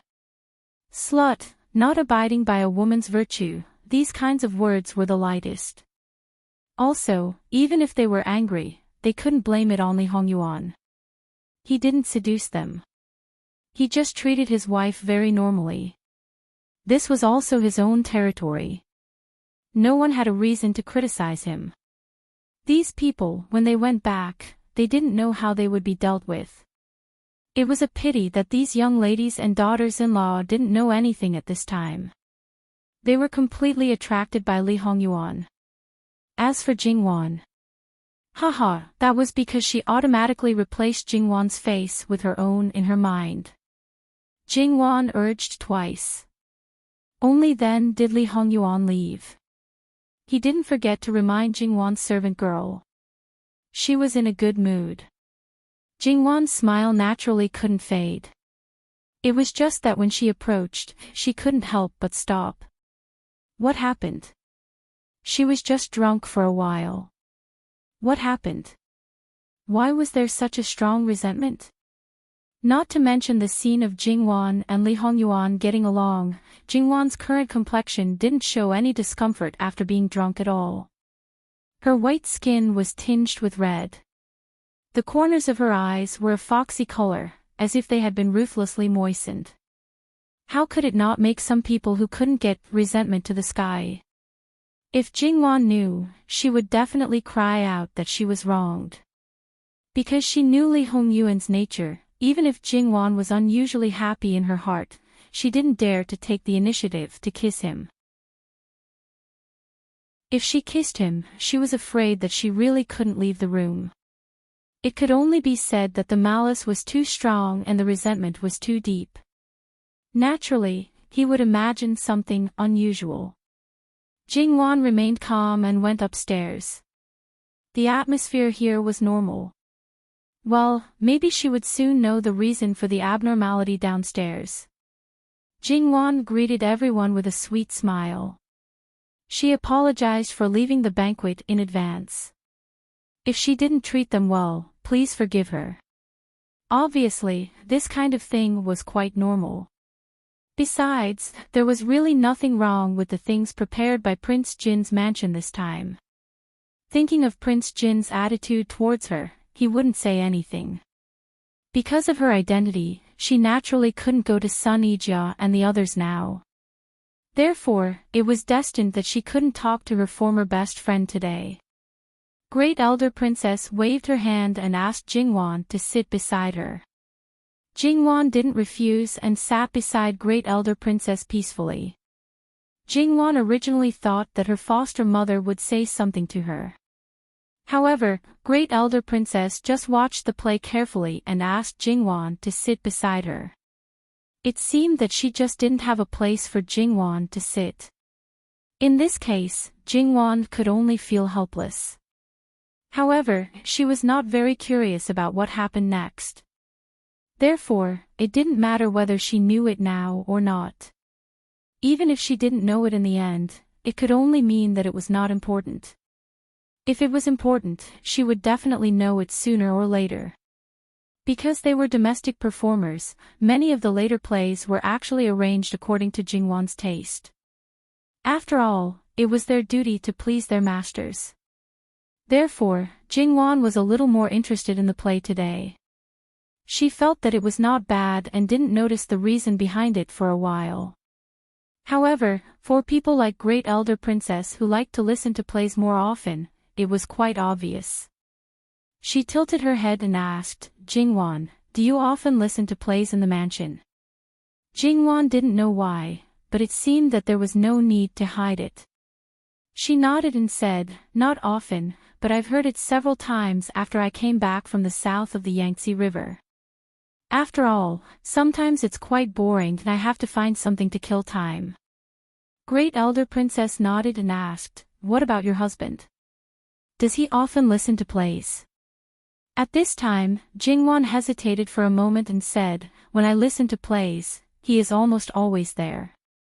Great Elder Princess looked at Jingwan meaningfully and continued to listen to the play.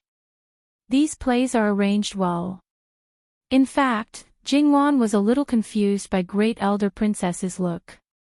She still didn't know what she was up to. However, she knew that as her foster mother, she didn't mean any harm. She also thought that what she did was right. In fact, I don't know much about plays. Foster mother, if you think it's good, when you want to listen to it, you can tell me a sentence. I'll ask the troupe to sing it for you in your mansion. Okay, I'll have a chance in the future. Great Elder Princess didn't refuse. After all, she had a special relationship with Jingwan. If they were too distant, it would obviously be too much. The boundary didn't need to be clearly drawn all the time. In the second half of the play, Mu Fen came to Jingwan and said, Your Highness, His Highness has promised to exchange the two troops. Now, it's almost time. Do you think, Li Hongyuan didn't mention it to her before, but since it was her husband's decision, it wasn't a big deal, so Jingwan naturally wouldn't disobey. But, who suggested it? In Jingwan's opinion, it was definitely not her husband who suggested it. It's the other princes. Jingwan understood and said, I see. In that case, let's change it. Well, there was no need to ask for others' opinions. Anyway, these women usually watched the male troops. After all, they were not raised by their families. Every time they watched a play, there would be a lot of people. The troops were never allowed to walk around, so there were not so many taboos. In fact, there was even no physical wall between the two courtyards. The performers put on makeup and changed their costumes in the same place, but there was a partition in the middle. In this way, it was very simple to change the costumes.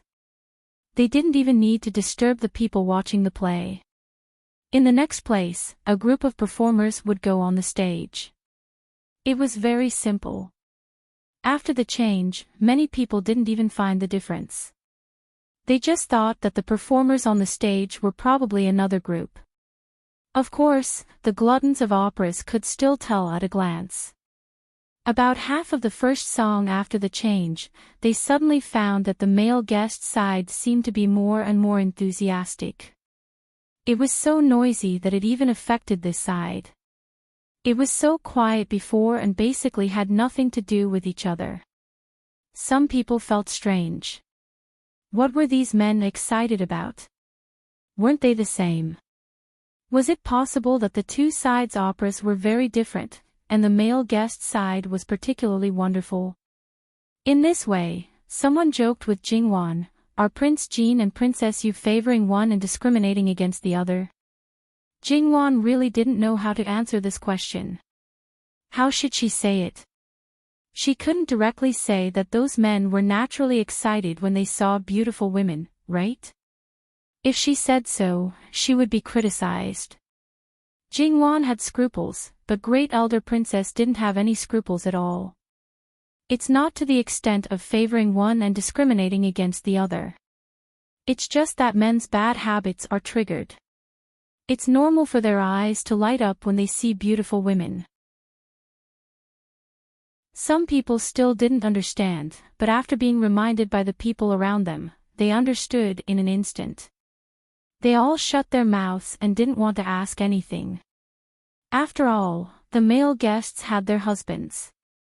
Women always hated their husbands for being lecherous, but for their sons, they were always worried that there wouldn't be enough people to serve them. They were always so loyal to both sides. They complained about Jingwan in their hearts, but they also didn't dare to say anything. These people's reactions were reasonable. Jingwan was very calm and didn't care at all. No matter how those people praised, they could only enjoy their eyes. It was absolutely impossible for them to touch and eat. Great Elder Princess patted Jingwan's hand and said, "Don't worry about them. Men have bad habits, but women also have bad habits. The root of women's bad habits is that they know it's their men's problem, but they have to blame others and think that it's the outside vixens who seduce them and force themselves to become resentful women. As the saying goes, it takes two to clap. If it's not the men who have bad thoughts, how can the women outside cling on to them?" Great Elder Princess said and sneered. Jingwan was a little surprised by Great Elder Princess's words, but it was reasonable after thinking about it. After all, no matter what kind of environment and background people were in, there would always be some outliers. If everyone's thoughts were the same, then there would be no ups and downs in the long river of history. Jingwan smiled. It was always more pleasant to get along with people who could resonate with her thoughts. Great Elder Princess didn't suppress her voice at all, so there were many people who heard her words. However, at least 9 out of 10 of these people were successful in cultivation. It was even the most basic thing that they couldn't express their emotions. Therefore, even if they were flustered in their hearts, they could still smile decently on the surface. When it was finally time to leave, most of the afternoon had passed, and most people basically chose to leave at this time. When they left, there were not many people who needed Jingwan's help, but there were also quite a few. However, when some young ladies talked to Jingwan, Jingwan always felt that they were a little sarcastic. Otherwise, they would look at her with hidden bitterness, as if she had done something very wrong to them. Jingwan couldn't help but have goosebumps all over her body. Then, she saw their elders frowning at them and apologizing to Jingwan with a smile, asking her not to mind and so on. Jingwan was still at a loss. She could only make perfunctory noises. Then, she recalled the incident at the opera house. She had forgotten about it. Now that she looked at it again, it was necessary for her to have a deeper understanding of it. She didn't want to ask others, but she could ask Nanny Gong. Firstly, Nanny Gong wouldn't hide it from her. Secondly, she had been here all the time, so she knew everything clearly. Nanny Gong told her everything in detail. After listening, Jingwan fell into a state of speechlessness for a while. Then, she cursed in her heart. Your mother, what was this? Ever since she married a certain person, that certain person's peach blossoms had basically never stopped. However, there was a premise, and that was that those people didn't know anything about the living king of hell. They only knew that he looked good and had a noble status, but they didn't know anything about his nature. Moreover, those peach blossoms bloomed one by one, unlike this time, where a large cluster bloomed all at once. Jingwan felt that perhaps this was just the beginning, and there were more and more lively things to come. It was said that Jin Qinhuang was dissolute and fond of beauty. In the past, the beauties by his side never stopped. However, after Jingwan came to the capital, the gossip about that certain person seemed to be from before she came to the capital. Even if he stopped releasing rumors at that time, it had been almost 2 years. After such a long time of fermentation, even a slow-witted person would have reacted. And today, his gentleness and consideration towards her became the fuse that completely blew up this matter. Jin Qinhuang cursed his wife, but wasn't she fine now? Moreover, he didn't say anything about cursing his concubines. With her at the front, what were they afraid of? Li Hongyuan didn't have a Zifei or concubines, but he was a Qinhuang. He had countless wealth, and even more, he had unfailing imperial favor. Even if he had a group of wives and concubines, it was a matter of course for people to think about him. Now, they were all gathered together. Even if Jingwan knew that he wouldn't have anyone else by his side, at least before he no longer loved her, it would be like this. And Jingwan was willing to believe that he would love her for a lifetime, so there was no need to worry about this problem. Jingwan's heart was still a little stingy. No matter who encountered this kind of thing, they wouldn't be happy. Those who stayed until the end were basically those closest to Jingwan. Because of the limitations of their status, those who couldn't talk to Jingwan before could now say a few words. Seeing that Jingwan's mood was a little strange, they naturally had to ask. Jingwan was very helpless. What else is there? My husband is too charming, attracting bees and butterflies, peach blossoms everywhere. Ah. Sun Yijia and Yuan Chaochao very unkindly covered their mouths and laughed. Hey, that's enough. Ah. Don't be like this. Jingwan only felt her hands itch and wanted to pinch them. Isn't this Jin Qinhuang's matter? What are you worried about? Whether he rejects or accepts, it's all up to him. When that time comes, you can decide what to do. Sun Yijia said very straightforwardly. Jingwan chuckled. This matter can only have one result. Looking at your expression, I already know what the result will be. Then what else is there to say? It's purely a person worrying over nothing. Sun Yijia gracefully gave Jingwan a supercilious look. Yuan Chaochao also laughed mischievously. That's right, you should listen to cousin-in-law. After all, cousin-in-law has a lot of experience in this area. That's right, the peach blossoms that bloomed outside of Luojingbo might not be as good as Li Hongyuan's in terms of quality, but the quantity was definitely far superior. Every time they went out, they would encounter some kind of situation. Moreover, without the lethality of the King of Hell, it could be said that those people simply had no way of stopping them. Sun Yijia had long been calm about this kind of thing and even specially prepared a box for her husband to bring back those things that were accidentally left on him. Moreover, they couldn't be found from the original owner of the body. There was no need to secretly deal with them. Now, it was almost filled to the brim. Sun Yijia was quite used to this kind of thing and was even able to deal with those people who directly came to find her. Jingwan didn't really care about it in the first place. Now, all the gloominess in this life had disappeared. However, she secretly warned herself in her heart that she had to appear very angry in front of a certain someone. Otherwise, according to that certain someone's character, he might think that she didn't care about him, and then his illness would act up and destroy her in a second. As for hiding it from him, it was unrealistic. She could hide it from him, but those people outside would also try their best to get close to him. When they were almost done talking, Great Elder Princess, Madame Luo, and the others came over. Sun Yijia and Yuan Chao hurriedly bowed to them.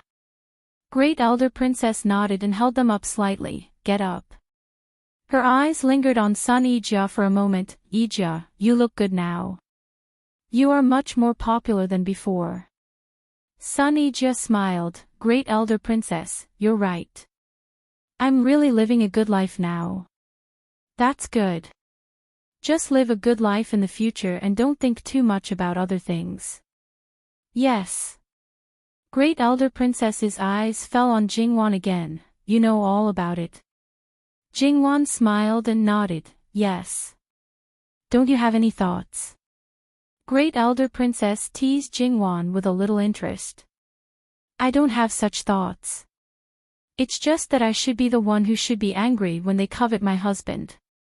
Each and every one of them acted as if I had stolen their husband and treated me like a vixen. No matter how I think about it, it's a little strange, isn't it? Or I can't keep up with those people's thoughts. Now that I think about it, it feels like they are all wearing fashionable clothes, but I'm still wearing the clothes from 3 years ago. Jingwan said with a smile. The others also laughed. Great Elder Princess touched Jingwan's forehead modestly. You are so mischievous. You're an outsider, and they're locals in the capital. You stole them. Sun Yijia said with disdain. There's no time to force things in life. Those people are all at a dead end. If they were clear-headed, they wouldn't do such a stupid thing. Just wait and see. Those who were unhappy before will be even more unhappy when they go back today. They will suffer a lot before they know what's good for them. These people don't care about them, but I'm afraid that if they meet those who love their daughters, they will directly beg my brother. You're the only one in Hongyuan's backyard.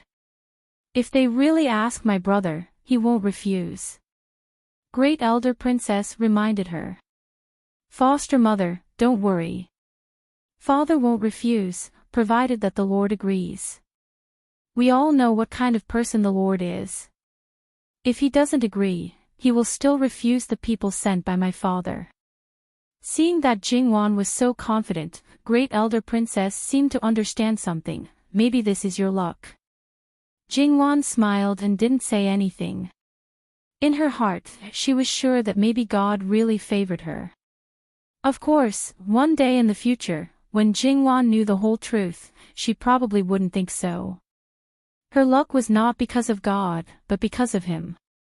Well, as long as you know it in your heart, I'll go back first. Then, Yu Yao, who had been depressed since the death of the little tiger, came to find her. Yu Yao, foster mother has agreed to let you raise the little tiger and the little lion. Can you take them back directly? Yu Yao shook her head. Cousin-in-law, I don't want to raise them. I just took care of the little tiger for a while, and it died. I may not be able to raise it well. I don't want anything to happen to the little tiger and the little lion. Jingwan touched her head. It's not Yu Yao's fault, and it's not that I didn't take good care of them. I believe that Yu Yao will be able to raise them well. Besides, if you raise them in Great Elder Princess's mansion, what happened today will never happen again. Yu Yao was a little hesitant. Then, can I come back to pick them up later? Was she worried that when she saw them, she would think of the dead one? No, I can't. After being raised by me for a while, they will be familiar with my aura. If I take them back, they won't be familiar with me, and it will be difficult for them to be close to me. Take them back. I'll help you raise them together. Great Elder Princess didn't want her daughter to be depressed. Although it was more likely that she would think of something when she saw it, if she had something to do, she could distract her attention and the sadness would go away faster. In this way, Yu Yao didn't hesitate anymore. However, she didn't expect that what she took away in the end was the body of the little tiger. After Great Elder Princess was sent away, except for Yuan Chao Chao, the rest were all members of the Luo family. Jingwan didn't need to ask whether there were any male guests left, because the Luo family wouldn't stay for too long. Jingwan naturally seized the time to learn about the situation of the Luo family. First of all, the concubine's younger sister's marriage had basically been settled, which was Xie Renhui. As for the younger sister, she was far from being old enough. When they talked about marriage, the overall situation might have been settled, then they would have better choices. Among the siblings of this generation, the second son of the eldest branch was born by a concubine. He was the same age as Jingwan, but a little younger than Jingwan. He was also 16 this year. However, as a man, it didn't matter if he didn't get married. Although there were many people who wanted to settle down because of the good situation in the Luo family now, the Luo family insisted. Later, they learned that the younger Madame Wang was pregnant again. It hadn't been long since she was diagnosed, so her cousin and the members of the first branch were very happy. Jingwan was not so optimistic, mainly because she was worried that the child would be unwell when her cousin got married. However, it was a happy event, so Jingwan couldn't dampen their spirits. She just smoothly changed the topic to the third branch. Luo Rongping was paralyzed and could only lie in bed for the rest of his life. Madame Lu was calmer now and took care of him more carefully. Luo Rongping finally accepted the reality and no longer made trouble. It was much better than the beginning when he was paralyzed. Then there was Luo Jingying. Well, it was Luo Xiying's birthday now. Tomorrow was her 16th birthday. It was just that she was sitting in front of a lamp and sitting in front of a statue of Buddha. She didn't want to come out of it herself, but there was nothing she could do. But looking at Madame Lu's expression, she should be getting better. By the time Li Hongyuan came over, the Luo family had already taken their leave. Jingwan was a little resentful of someone who drove away her family. She stared at Li Hongyuan faintly. What's wrong? Do you have something to say to your husband? Li Hongyuan looked at Jingwan with a seductive smile. However, this smile didn't charm Jingwan.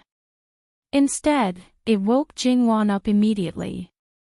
The expression on her face became more and more unpleasant. She even reached out and poked Li Hongyuan's chest. Tell me, why do you seduce women all day long? Jingwan praised herself for her wit in her heart. However, Li Hongyuan looked at her suspiciously. What do you mean by that? When did it happen? You don't know. Jingwan's resentment deepened. Well, Wanwan told me clearly, and I knew. Li Hongyuan calmly held her hand. Then, Jingwan angrily scolded him about the peach blossoms outside. Li Hongyuan was not affected by her mood. On the contrary, he looked at the expression on her face with great interest. When Jingwan finished speaking, He reached out and pinched her face. Wan, do you know what you're pretending to be in front of your husband? Jingwan's expression was slightly cracked. She thought that her acting had always been good. However, seeing that you're working so hard to please your husband, I'll be generous and let it go since you don't care about it. Perhaps it was because it felt too good, he couldn't help but pinch it again. Hey, if you want to deceive your husband, you still need to practice more. However, when one day Wan can deceive your husband, I believe that there's no one in the world that Wan can't deceive. Work hard, your husband is optimistic about you. Jingwan was really depressed this time. What are you talking about? She pinched Li Hongyuan's waist. Unfortunately, not only were they separated by clothes, but because his flesh was too hard, she couldn't pinch him at all.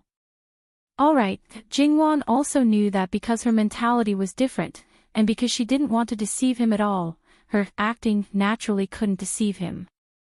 Li Hongyuan smiled and didn't continue to pester her on this matter. In a few days, let's go to the farmstead and stay for a while. We'll stay there until we don't want to. Speaking of the farmstead, Jingwan suddenly remembered something that she had forgotten. Has the horse farm been built? You only remembered it now. It was built long ago. In addition, the rare animals garden has also been built. Compared to the animals in the mansion, those are all adults and not limited to the animals on the ground. There are many animals that fly in the sky and swim in the water. Jingwan looked at Li Hongyuan and was sure that he wasn't joking. She resisted the urge to hold her forehead. This man was really, every time he played big. According to his words, it was not as simple as a zoo. At present, the cost of building such a garden was absolutely beyond imagination. Jingwan felt that Emperor Luqingdi, who indulged him in every way, would scold him for being extravagant after knowing this matter, and those courtiers who turned a blind eye to him might want to criticize him. Can't you take it easy? Take it easy. What's that? Jingwan was once again defeated by this capricious and overbearing man. However, it was already built. Could it be torn down? That would be a true waste of natural resources. That would be a shameful waste that could not be tolerated. All right, it's already built. If I don't take a closer look and play around, I really would be letting myself down. In any case, she was being led by a certain person to live extravagant days, so she shouldn't think about poor days. There was still some time before the sun set in the west. Jingwan pulled Li Hongyuan and prepared to rest. She had been drunk at the banquet. Her mind might be good, but her body was faintly resisting. Halfway back to the main yard, a message came from the front. He Zhihai and young general he had come with gifts to congratulate Wang Fei on her birthday. Today's banquet naturally included the He family. He Zhihai was not present. Before this, there was no news of him returning to Jing. So, he came to visit as soon as he came back.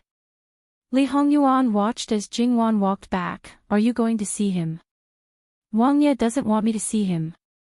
Jingwan smiled faintly. If Wang Ye doesn't want me to see him, then I won't see him. Li Hongyuan clicked his tongue. He was quite assured that Jingwan would see He Zhihai. That boy definitely wouldn't have any thoughts about Wan. He Zhihai was covered in wind and frost. He brought a few soldiers with him. From the looks of it, he hadn't returned to the He family and came to Jin Wangfu first. Although He Zhihai was an official now, his old man still didn't give him the right to lead troops. True New Mountains troops were already crippled this time. Therefore, He Zhenwei also submitted a request to return to Jing. He Zhihai wasn't restricted by anything for the time being. Therefore, he came back very quickly and no one knew. He Zhihai looked the same as when he left Jing. After all, it was only 2 months, so there wasn't much change. However, those who had come into contact with him before and after would keenly discover that he was different. This kind of change might not be obvious normally, but once he was on the battlefield, he would gradually evolve into a war god. This was what Li Hongyuan wanted. Therefore, he was naturally satisfied with He Zhihai's change. After He Zhihai gave his greetings, he casually took out the gift prepared for Jingwan. In an iron cage, there was a snow-white fox. Whether it was the appearance or the smell, it all showed that this fox was a fragrant fox. It was similar in size to the one that Li Hongyuan gave to Jingwan. He Zhihai didn't know Jingwan's birthday, but this was indeed a gift for Jingwan. As a fan of Jin Wangfu, he didn't know what to give to Li Hongyuan. He inadvertently obtained this fragrant fox and decided to flatter Jin Wangfei in a roundabout way. Husband and wife were one body, so it was the same to flatter either one. On this point, He Zhihai hit the mark by a fluke. After all, the number of husband and wife who weren't one body was far greater than the number of husband and wife who were one body. It was just that this fragrant fox didn't look too good. He Zhihai put the cage on the table and scratched his head. The journey was a bit fast, so it doesn't seem to be very good. There shouldn't be any problems, right? He said uncertainly, these things are delicate. Jingwan couldn't help but twitch the corner of her mouth. What kind of little overlord was this? This was clearly an idiot. Who would give a sickly animal as a gift? Especially when the other party's status was far higher than their own. This wasn't giving a gift, this was a curse. If it was another person, 8 or 9 out of 10 people would think that you had malicious intentions. If your intentions were murderous, maybe they would kill you in minutes. How big was this little overlord's heart that he would send this in front of the living king of hell? Li Hongyuan's face really was a bit dark, especially when this was something that was given to his wife. Jingwan covered the corner of her mouth and hurriedly called for the person who specialized in looking after the fragrant fox to come over and see the specific situation of this little thing. She hoped that it was all right. Otherwise, He Zhihai would definitely suffer. The person came quickly. After a careful examination, there was no big problem. It would be fine after a period of time. According to the person who raised the fox, the vitality of the fragrant fox was much stronger than people imagined. Jingwan's heart calmed down a bit, this idiot. Li Hongyuan's expression also calmed down, but it didn't mean that he was completely calm. He stood up, martial arts practice field, I want to see whether your martial arts have improved or not. Although he said it in such a dignified way, it didn't change the fact that he wanted to teach He Zhihai a lesson. He Zhihai was immediately excited, as if his whole body was burning. Jingwan's face was paralyzed. Sure enough, he was an idiot. Jingwan stood up slowly. Although she knew that he really didn't have any bad intentions, she didn't mind a Yuan teaching him a lesson. Jingwan went back to the main courtyard to sleep comfortably. The fight between the living king of hell and little overlord he was quite exciting and also quite satisfying.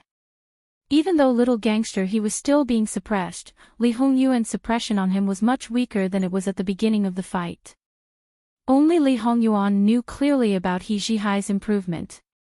Before he left Jing City for the northeast border city, his improvement was obvious.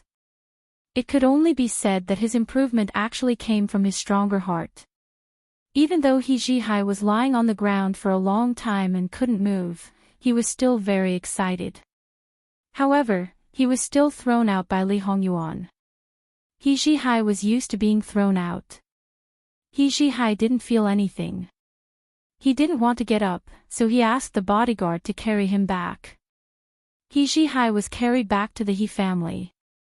The He family was scared. The surprise of them coming back early was gone in a flash. What happened? Did something happen on the way back? The bodyguard hurriedly denied and then quickly explained the matter clearly. After listening, old Madam He and old Madam He had the same expression. They didn't say anything. They just beat this bastard again. Look at what this bastard did. This kind of person deserved to be beaten to death. When He Zhihai was fighting with Li Hongyuan, he was very excited. But he didn't say anything. Now he was beaten by his own mother and grandmother, even though the former felt more pain than the latter. On the other side, Jingwan slept for a while. After she woke up, she was applying medicine for Li Hongyuan. In the past, when she fought with He Zhihai, she would get injured from time to time. Although except for the first time, there were no obvious injuries. But this time, there were more bruises. Jingwan didn't say anything. She applied medicine to his bruises bit by bit. Finally, Jingwan said, "In the future, can you not fight with me anymore?" Although he didn't even blink his eyes, but Jingwan still felt distressed. "Okay." Li Hongyuan answered straightforwardly. Jingwan was a bit speechless. It wasn't the first time she said this. In the past, she didn't get this kind of answer. https://11/11807110751271 HTML. Chapter 465. In the beginning, Li Hongyuan might have been interested in fighting with someone who could make him use his full strength, but after all, he wasn't a martial arts fanatic like He Zhihai. Based on this point, his original intention was probably just to satisfy the regrets of his previous life. Once, twice, or thrice was the most he could do. The reason why he still fought later was naturally because of the most essential purpose, to train He Zhihai. Now, although He Zhihai hadn't finished his final form, it was enough. Jingwan was naturally happy that he didn't get injured every once in a while. However, I'm afraid that young master he won't give up so easily. His toughness is obvious to all. Jingwan chuckled. If this prince doesn't accept the challenge, what can he do? Besides, he's no longer a virgin. No matter what the reason is, if he comes into frequent contact with me, it will arouse some people's suspicions.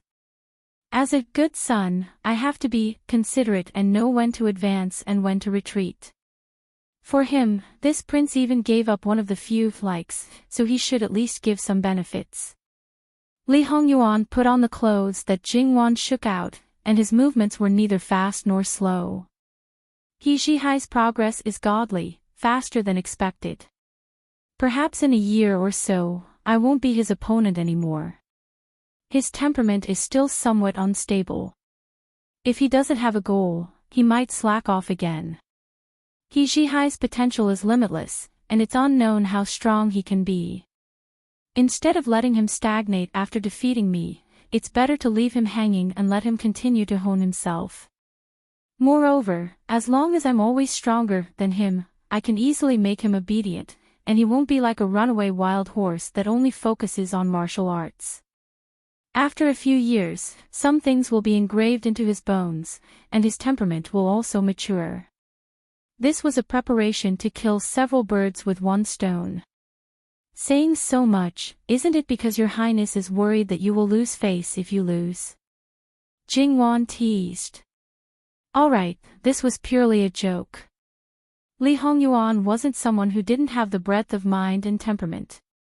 Although this person was narrow-minded and vengeful, that was only towards love rivals and people who weren't on his side. Li Hongyuan tidied up his clothes and looked at Jingwan. Wan, what do you think? As long as you're happy. Although he did indulge her in many things and pampered her, this husband follows his wife tone on the surface still made Jingwan extremely speechless. Alright, let's not talk about this topic anymore. It's just that, Yuan has nothing to say about young Master He. Although his methods are a bit special, in essence, he serves him wholeheartedly. There are many people who work for you, and others don't receive this kind of treatment. Young Master He can't even be considered one of your subordinates. Wan, you have to know that there is no such thing as a free lunch in this world, especially when it comes to this prince. The more you ask this prince to contribute now, the more you will have to repay in the future. Your husband has never been someone who would work hard without asking for anything in return. He Zhihai needs to be personally trained by this prince, so he should be prepared to be enslaved by this prince for the rest of his life. Therefore, it could only be said that he Zhihai was unlucky. Which one of the others wasn't mature enough to do their own jobs? Only he Zhihai, because his talent was too good, and he was someone who could be forced but not cowed by persuasion. Laozi and the others couldn't suppress him, so they couldn't teach him well. He fell into Li Hongyuan's hands, and the process of being trained was very painful. Then what about me? If I were to be ranked second in terms of what I got from Prince, no one would dare to be ranked first. So, Wan, don't tell me you don't know that you have been reserved by this prince for eternity. Therefore, there really wasn't anyone who was an exception. It was different from other people being enslaved. Jingwan was very willing. She happily hugged his waist and leaned on his shoulder. She was reserved by him, and correspondingly, he was reserved by her. Therefore, it wasn't a loss at all. Li Hongyuan naturally reached out and wrapped his arms around her shoulders. One day passed. Jingwan and Li Hongyuan sat down and started to deal with the matter. Because today was not only Jingwan's birthday, but also the day when the imperial noble consort's spiritual altar was to be started. As long as someone didn't give up, they would definitely make trouble. Moreover, they deliberately brought forward the date to today. The spiritual altar closest to the capital was less than 20 miles away. If they wanted to do something, and if they wanted to do something, and if they wanted to do something, and if they wanted to send the news back in time, it was the best place to start. However, Li Hongyuan had already made preparations. How could he let something unpleasant happen? Therefore, according to the news sent back, the heaven and earth ceremony was held before the start of the spiritual altar, and everything else was ready. Although the sudden collapse of the foundation didn't cause any casualties, it was definitely not a good sign. This matter was quickly reported to Lu Qingdi. Of course, Lu Qingdi was unhappy. His heart was beating like a drum. However, thinking that Momo was the goddess of mystery who had descended to the mortal world, Lu Qingdi gritted his teeth and ordered them to continue. There was no stopping. The spiritual altar must be completed on time. After receiving the order, the craftsmen had to clean the site. When the foundation collapsed, it was only a matter of seconds. However, it took a few hours to clean it up. However, at the end of the cleaning, they found something underneath. At first, the craftsmen thought of the stone tablet that was exposed after the collapse of the Shishan barracks. Could it be that this was something similar? They swept away the initial haze and sped up the cleaning. However, they became more careful. In the end, the thing was dug out. However, it wasn't a stone tablet. However, in terms of value, it was more significant to a country than a stone tablet. Because it was a wine cauldron. Although most of the people present were craftsmen, there were also officials from the Ministry of Works and a group of imperial guards present. There were many knowledgeable people who immediately recognized that it was one of the 9 cauldrons. The 9 cauldrons, to a certain extent, could be regarded as the true symbol of the country. After all, it represented the supremacy of the royal power and the unification of the country. If someone were to rebel with the 9 cauldrons, then regardless of whether the person sitting on the throne was a wise ruler or not, regardless of whether the weather was favorable, there would definitely be a lot of people who would raise the flag of rebellion. This was because the person sitting on the throne would be regarded as unjustified. Since he was an impostor, he should naturally be removed from the throne. However, the 9 cauldrons had disappeared for thousands of years. They hadn't appeared for several dynasties. However, it appeared now. What did this mean? It meant that Qi Yuan was going to rise. It was a great auspicious sign. Originally, the former Wei still said that they were the orthodox, and that Qi Yuan was a thief like the former dynasty, but now that this cauldron was thrown out, without a single word of nonsense. It could make them speechless, and could even change the positions of the two countries. How could they not be excited? Luchingdi was also waiting for something to happen. However, he didn't expect that he would be waiting for such a good thing. When he heard the news, he was so excited that he couldn't control himself. He immediately ordered someone to send the cauldron back to the palace. As he was worried, he even asked Yu Zhongqing to go personally. While waiting, he couldn't sit still and paced back and forth in the imperial study. Suddenly, he thought of something and hurried back to his bedroom. He took out the portrait of the imperial noble consort that he had carefully kept. Hua hua, you really are, you really are. At this moment, Luchingdi no longer had any doubts about the imperial noble consort's identity. Luchingdi was even narcissistic enough to think that the imperial noble consort came for him. Moreover, she had such deep feelings for him. Because the locations of the spiritual altars were not prosperous places, no one would excavate them unless it was a special situation. As such, no one would know what was buried underneath. This time, it was excavated because of the imperial noble consort, allowing one of the 9 cauldrons to see the light of day again. Needless to say, this was already the best proof. Regarding this matter, no one would raise any objections. Those who tried to tamper with it in vain would have to consider the consequences if they were discovered. In front of the country, even one's own son could only step aside. Therefore, even if Luchingdi valued one of his sons, if he knew that one of his sons was causing trouble, he would definitely slap him to death without mercy. In a lighter case, he might be demoted to a commoner. In a more serious case, he would directly lose his life. At this time, even if he killed his son, he probably wouldn't think that Luchingdi was unkind.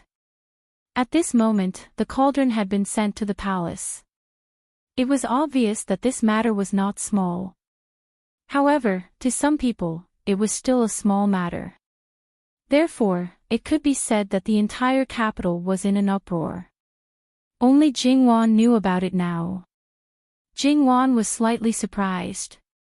Ah Yuan, aren't you playing a little too big? 9 cauldrons, that thing can be faked. It is not only a national treasure, but also a real antique. There must be a lot of people who are interested in it. Even if ordinary people can't get in touch with it, there is no lack of people in the imperial court who are interested in it. If they find out that it is fake, it will inevitably be counterproductive. Li Hongyuan looked at Jingwan as if looking at a little fool. It's okay if you are stupid, but don't think that your husband is stupid too. Jingwan choked.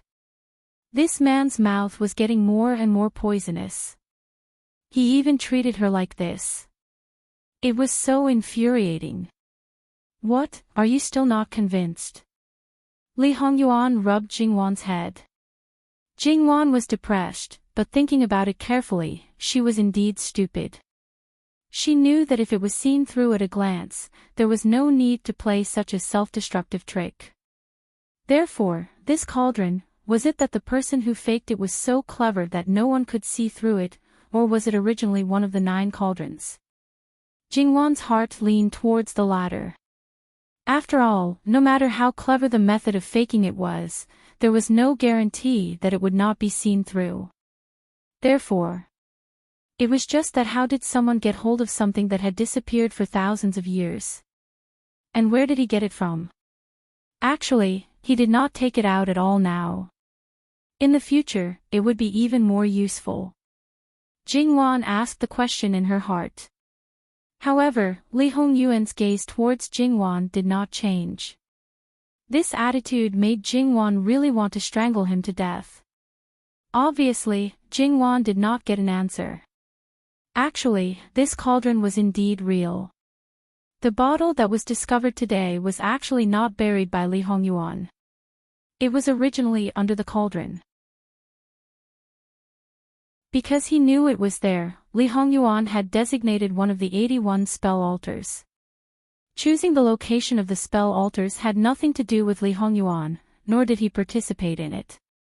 However, it was very easy to decide one of them. The reason why he knew was because of his previous life. After ascending the throne in his previous life, he spent many years fighting wars. At first, it was not very smooth, but later on, it became smoother and smoother. Li Hongyuan had swept through many places. Once, he accidentally found one of the 9 cauldrons. It was used as an ordinary cauldron by a declining family. After that, Li Hongyuan intentionally or unintentionally searched for the whereabouts of the 9 cauldrons. Of course, he did not spend too much effort. He actually did not believe that the 9 cauldrons would do anything just because he had obtained them. However, he did not want them to fall into the hands of others. He did not know if the 9 cauldrons had really reached the time of their birth. With an attitude that they were dispensable, Li Hongyuan actually found the whereabouts of all the cauldrons in the end. He did not care what methods he used to get them all. Actually, the bottle that appeared now was the most difficult to find. It was also the last to be found. In this life, he made good use of it.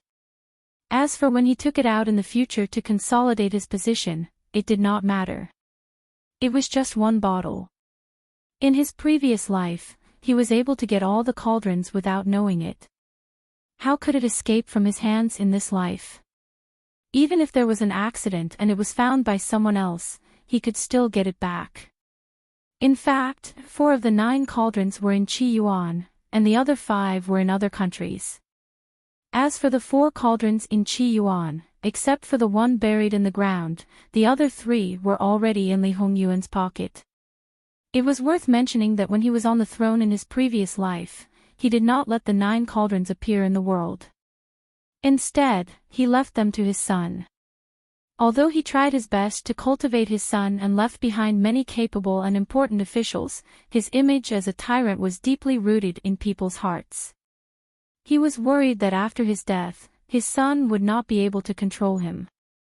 With the 9 cauldrons in his hands, it would be different. After all, in his eyes, the 9 cauldrons were just 9 cauldrons. However, the world did not see it that way. It was not the time to tell this to Wan Wan. In fact, sometimes she clearly had doubts, but she stopped her investigation time and time again. Occasionally, she would look forward to finding out something and ask. Then, he did not mind telling her some things in advance. Unfortunately, in fact, as Jingwan said, there were too many evil people who were interested in the cauldrons.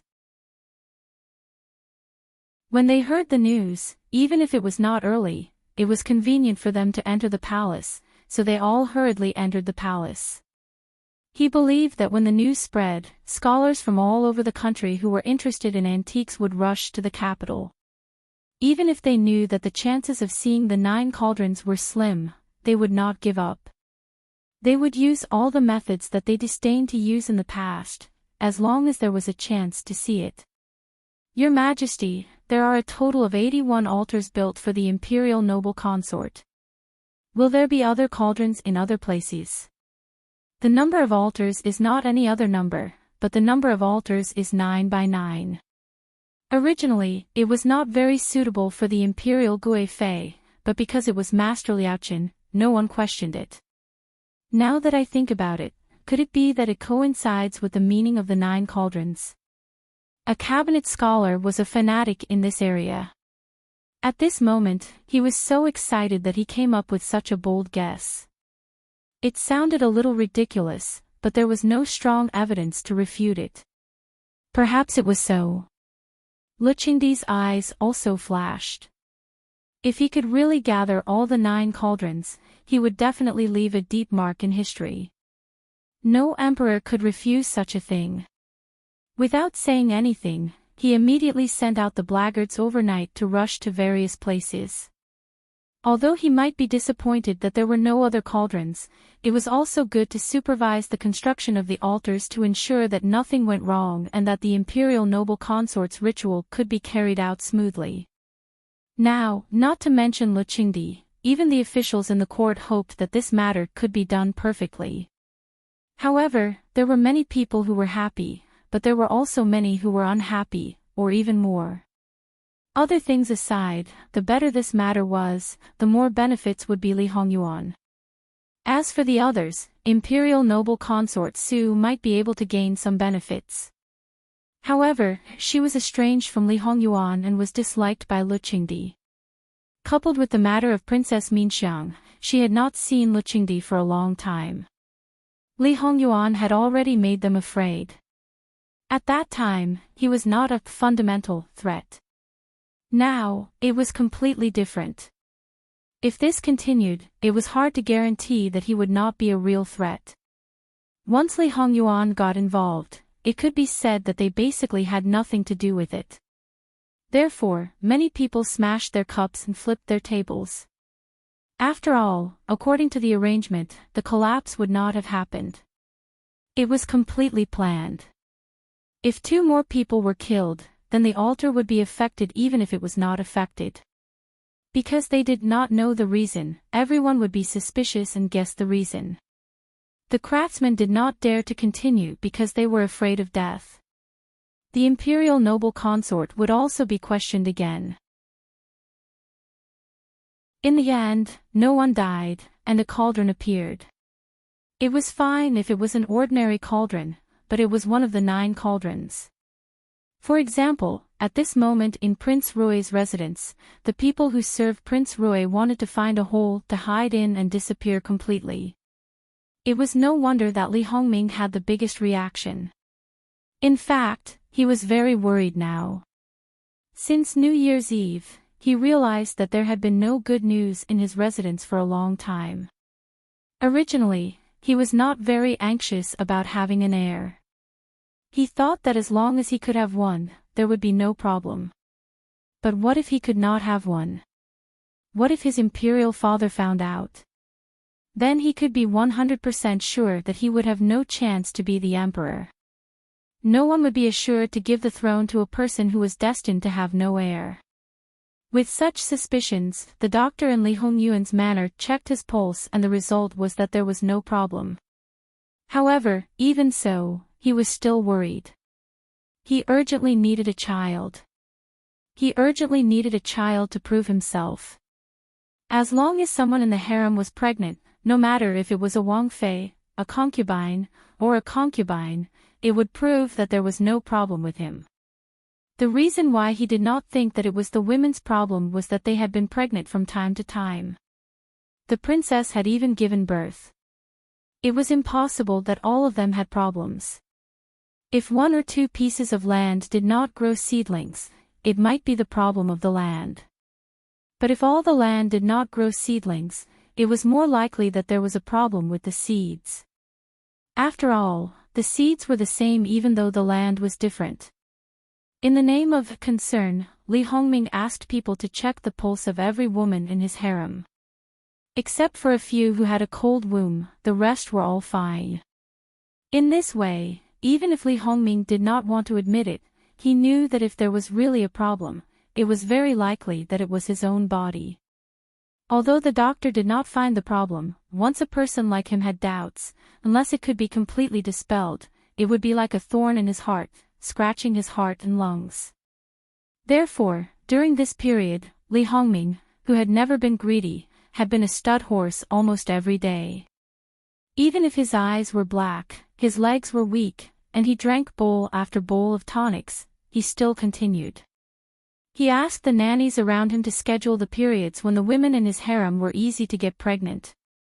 He slept with them one by one, including the concubines who he did not want to take care of. Moreover, he also reached out to those maids who looked good as long as they were not too bad looking. To this extent, he still felt that it was not enough. He suspected that his princess had done something in the harem in the past and had raised 2 outside. Because Li Hongming had always maintained a good reputation in the outside world, he was very careful in doing this.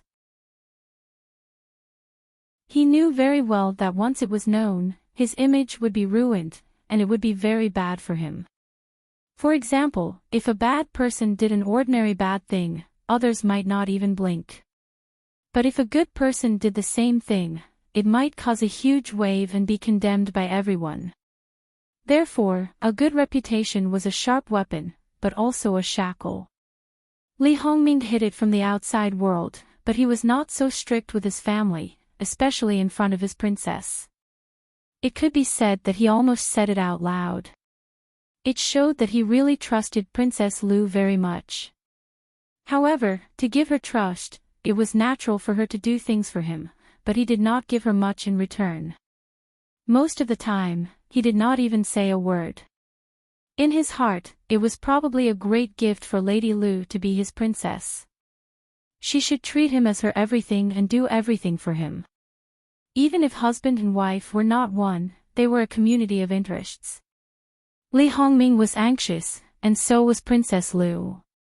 If her husband had no children and had no chance to be the emperor, the consequences would be unimaginable. After all, he had been fighting with his brothers for a long time. There was no way out. If he died, she might be able to live, but she would be imprisoned for the rest of her life, and her children would be. In this way, although she did not say it out loud, Princess Lu was secretly thinking of ways to keep the harem firmly empty. She could not let any negative rumors spread. Although she was very miserable, she still took the initiative to find a woman who could give birth to him. At the same time, she made some warm soup and water. Because she did not know the specific situation, she did not dare to use medicine directly.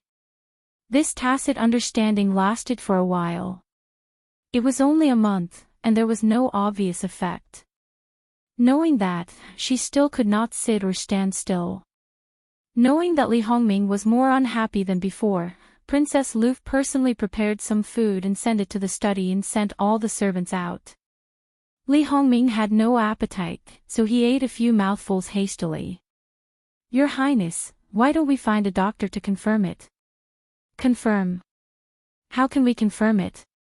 Prince Rui's face was gloomy, and the teacup in his hand was about to be crushed. It was too late to cover up this kind of thing. Once there was any sign of trouble, even if it turned out to be nothing in the end, there would be trouble. It was not impossible to confirm it. There were two ways. First, he let someone he trusted very much to find a doctor. Whether by coercion or bribery, he had to control the doctor. Second, he could hide his identity and find a doctor among the people. Yes, no matter which way he chose, he could not have anything to do with the imperial doctors, even if they were loyal to him. Because it was hard to know what was in a person's heart, and it was difficult for a person like Prince Rui to trust someone wholeheartedly. Take Princess Lu for example. He believed that she would always stand on his side, but he also suspected that she would secretly harm other concubines in his harem. "Should I tell mother?" Princess Lu said with a little difficulty. Prince Rui was silent for a long time, and the atmosphere was almost suffocating. After a full 15 minutes, Prince Rui slowly said, "Go to the palace tomorrow." His voice was a little hoarse. "It's better to confirm it as soon as possible. In case, it's better to be prepared." "No." Princess Lu suddenly reached out and held his hand. Princess Lu, who had always been dignified and virtuous, had done such a thing at the beginning of her marriage. "Your Highness, you have to believe that there won't be any what if." Prince Rui was a little touched at that moment, but it only appeared for a moment, and he didn't even notice it. Then he calmed down, withdrew his hand, picked up the teacup, and said, Compared to many people who couldn't sleep that night, Jingwan and Li Hongyuan still slept very well. Having an heir might be a problem for Jingwan, but it didn't affect her. In addition, Qin Shufei probably slept well. She went to see the imperial noble consort in her sleep. Qin Shufei calmly told the imperial noble consort about this matter, and finally sighed, "Yuan, that child, usually has a bad temper and looks at everyone with his nose up at the sky. But in reality, he is a sentimental person." His younger sister said that he is much better than those people who have a Buddha's mouth and a snake's heart. The imperial noble consort naturally knew what her son was doing. Although she didn't know the essence of Li Hongyuan's actions, she only knew that he wanted to keep her. Originally, she thought that he made too much of a ruckus and was worried that he wouldn't be able to collect it. In the end, he felt that it wasn't enough and took out the 9 cauldrons. Towards this kind of son, she was really worried and proud. The two intimately spoke some words. Speaking of which, they had coexisted together for more than 10 years. There was no one more intimate than them. Especially Qin Shufei knew that the imperial noble consort originally had the opportunity to completely control her body and make her disappear. However, the imperial noble consort didn't do that and even dissuaded Qin Wang. However, this peach blossom incident developed very quickly. Even without Su Guifei thinking of a way to send someone to Li Hongyuan, at this time, the 9 cauldrons falling from the sky was a joyous event. Although it was the imperial noble consort who brought this wealth, the imperial noble consort had already passed away. As the direct beneficiary, other than the emperor, there should also be Qin Wang. And now, it could be said that Qin Wang didn't lack anything. It was just that his knees were empty. Qin Wang Fei has been in Qin Wang Fu for almost a year. Until now, there is still no good news. Shouldn't the emperor consider appointing 2 Ce Fei to Qin Wang Yi? Moreover, Qin Wang Fei is serving Wang Yi alone. It's really hard. Someone should share the burden with her. Moreover, when it's inconvenient for Qin Wang Fei to serve, wouldn't Wang Yi be wronged? The more Luqingdi listened, the more he felt that it was reasonable. Originally, he was worried that an innocent girl would be cursed by his son. But now, his wife had been by his side for almost a year and was still doing very well. Not to mention whether his fate had changed or not, with his wife supporting him, it shouldn't be a problem to appoint 2 Ce Fei. Are there any suitable girls in your families? Now that several important concubines in the inner palace were useless, Luqingdi decided to personally take action and directly asked at the imperial court. The people who planned this probably didn't think that it would go so smoothly. In fact, there were many people who knew about this idea. Not only were they unable to withstand the crying of their daughters at home, but there were also great benefits to be gained here. Therefore, when Luqingdi's words came out, they eagerly stood up to promote their own daughters. As the saying goes, if there is one, there will be 2. One after another, the number of people really wasn't small. It seemed that they were all afraid of falling behind. Luqingdi's hot head finally cooled down. When did his evil spawned son become a delicious cake? In the past, when it came to choosing a concubine for his 6th son, each and every one of them avoided it. Now, each and every one of them wanted to be his cheap father-in-law. The nature of this matter was completely different from some people who maliciously supported that evil spawn before. In-laws, that was a good relationship between 2 surnames. This was already hinting at certain things. Luqingdi's expression didn't change. This Ce Fei still had to be given, but this person had to be carefully considered. Her status couldn't be too high, but it also couldn't be too low. Everyone might as well go back and prepare a small portrait of your daughters and send it to the palace. Jin wants, let Shu Fei take a good look, and then choose 2 people. As Jingwan's maternal grandfather, although Luo Peishan kept silent, his face was as peaceful as ever. In fact, several real big shots were basically like this, as if this matter had nothing to do with them.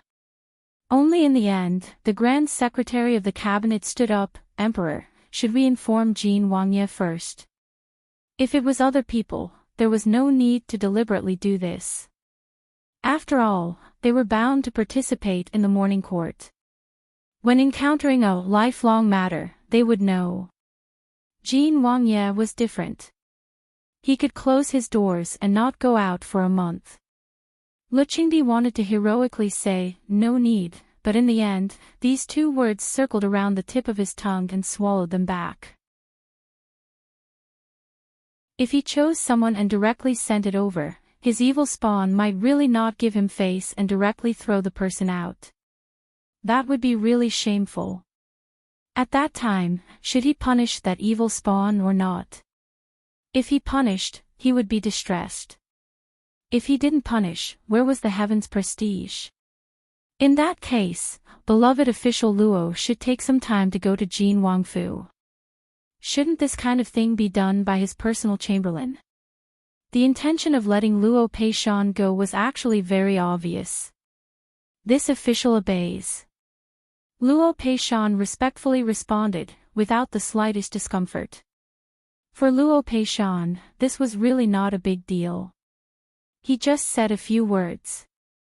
Once he did it, he could just pat his butt and leave. His granddaughter didn't need his advice, and he didn't need to intervene in this matter. He just needed to wait and watch the show. After the court meeting, Li Hongming went to noble consort Su's place. Princess Lu was already there. Obviously, noble consort Su had already understood the matter. She cared far more about this matter than Li Hongming and Princess Lu. This was because she knew that some problems couldn't be found out. No matter how hard you tried, you couldn't give birth. Even if you could give birth in the past, it didn't mean that you could always give birth, because this problem could come back at any time. Noble consort Su looked very calm at this time. She was so calm that she blocked out everything from the outside world. Then, as if she suddenly realized that there were still people there, she said, "Go back first and wait for my news." Prince Roy and his wife looked at each other. They both found that their mother was very strange today. However, they knew very well what kind of temper noble consort Su had, so they didn't ask more. Because they wouldn't get an answer even if they asked, they could only say goodbye. After they left, noble consort Su sent everyone around her out. Then, the calmness that she had maintained collapsed in an instant. Her face suddenly turned pale, and fine beads of sweat appeared on her forehead and the tip of her nose. She couldn't even sit still. She leaned over the gorgeous chair and gasped for breath. Noble consort Su clenched her teeth. It took her a long time to recover. Then, noble consort Su sat up and muttered to herself, "Are you taking revenge? Because I drugged your son, you also want my son to have no children. It's been a long time. It's been so long that I've forgotten. Yes, it's been a long time. If it was really you, if you really knew, you would have done it long ago." Noble consort Su rubbed her temples. She hadn't slept well for a long time. Things had never been smooth again. It could be said that she was exhausted and sometimes even a little hysterical. It was no wonder that she had such a big reaction after knowing what might be wrong with her son. "Good sister, I can take care of you wholeheartedly. However, it's because you've been dead for so many years and still occupy the emperor's heart. Even if Yuan is a devil, he's still a big threat. Therefore, I can only avoid future troubles. Don't blame me. As the saying goes, every man for himself and the devil takes the hindmost. If it were you, you would do the same. Come in." The palace servant guarding outside the door hurriedly came in, "Your Highness. Tell old Madame Su to enter the palace." "Yes, Your Highness." Old Madame Su also acted quickly. Noble consort Su pulled her mother to talk for about an hour. Noble consort Su knew that there was one person who could confirm her son's situation, and this person was the traveling doctor who saved Li Hongyuan at White Dragon Temple 2 years ago. Therefore, when noble consort Su knew that the white ape had fished out her adopted son from the river, she didn't have any doubts in her heart. Because noble consort Su had personally seen this traveling doctor, and she had also personally experienced his medical skills. She had truly seen what was called bringing the dead back to life. Wasn't the young doctor in Jin Qin Wang Fu very good? But compared with that person, noble consort Su really felt that Gongjiu was not enough. Unfortunately, the traveling doctor owed her a small favor and gave her a token. That was more than 30 years ago, and she hadn't married yet. However, the traveling doctor said that as long as he was still alive, he could help once without violating morality. The reason why he said so was that the traveling doctor didn't have a name and didn't have a fixed residence. He would go wherever he went, and it was basically impossible to specially look for him. However, if there was a token and it was handed to a specific place, he would appear within 3 months. 3 months might seem a little too long, but he might have gone deep into the mountains and forests. Moreover, he wasn't from some mysterious organization, and there were people who specially sent him a token. Therefore, it was already very impressive for him to appear in 3 months. For so many years, noble consort Su had been keeping the token well. Originally, she planned to give it to her son after the throne was confirmed. At that time, whether the one sitting on the throne was her son or not, she thought that it might be useful. Unexpectedly, it was used at this time. The token was taken out of the palace by old Madame Su. What she had to do now was to wait. Regarding this matter, noble consort Su was not afraid of the follow-up trouble. First of all, the traveling doctor couldn't know her identity. Second, after so many years, how could such a person remember who he gave a token that was very common to him? In fact, noble consort Su had thought of keeping the traveling doctor at the beginning. However, as soon as she revealed such a thought, she fainted in the blink of an eye. When she woke up, the traveling doctor had already disappeared. She couldn't even find him. This matter was temporarily like this. Noble consort Su then remembered that her adopted son was going to choose a concubine. She asked someone to call the 2 palace maids that she had carefully trained for her adopted son. The 2 stood respectfully in front of noble consort Su. Their expressions were pleasant, generous, and decent. Not to mention their charm, even their appearance was a bit similar to Jingwan. The 2 looked like this now, but after taking off their clothes, noble consort Su felt that even a woman would tremble and want to have a good time with them, let alone a man. After the training was successful, she originally wanted to find a reason to send them over. Now it seemed that it was unnecessary. After the concubine was chosen, she would directly send them to the 2 people and then bring them to Jean Prince's mansion. She would also be saved from being a bad person. Noble consort Su was very confident about this matter. After all, she was the one who sent them. First, she was the noble consort, so she couldn't refuse. Second, she wanted to be a good daughter-in-law. With her support to fight against Jean Prince's mansion, she naturally had to curry favor with her. https:///11/11807/10751274.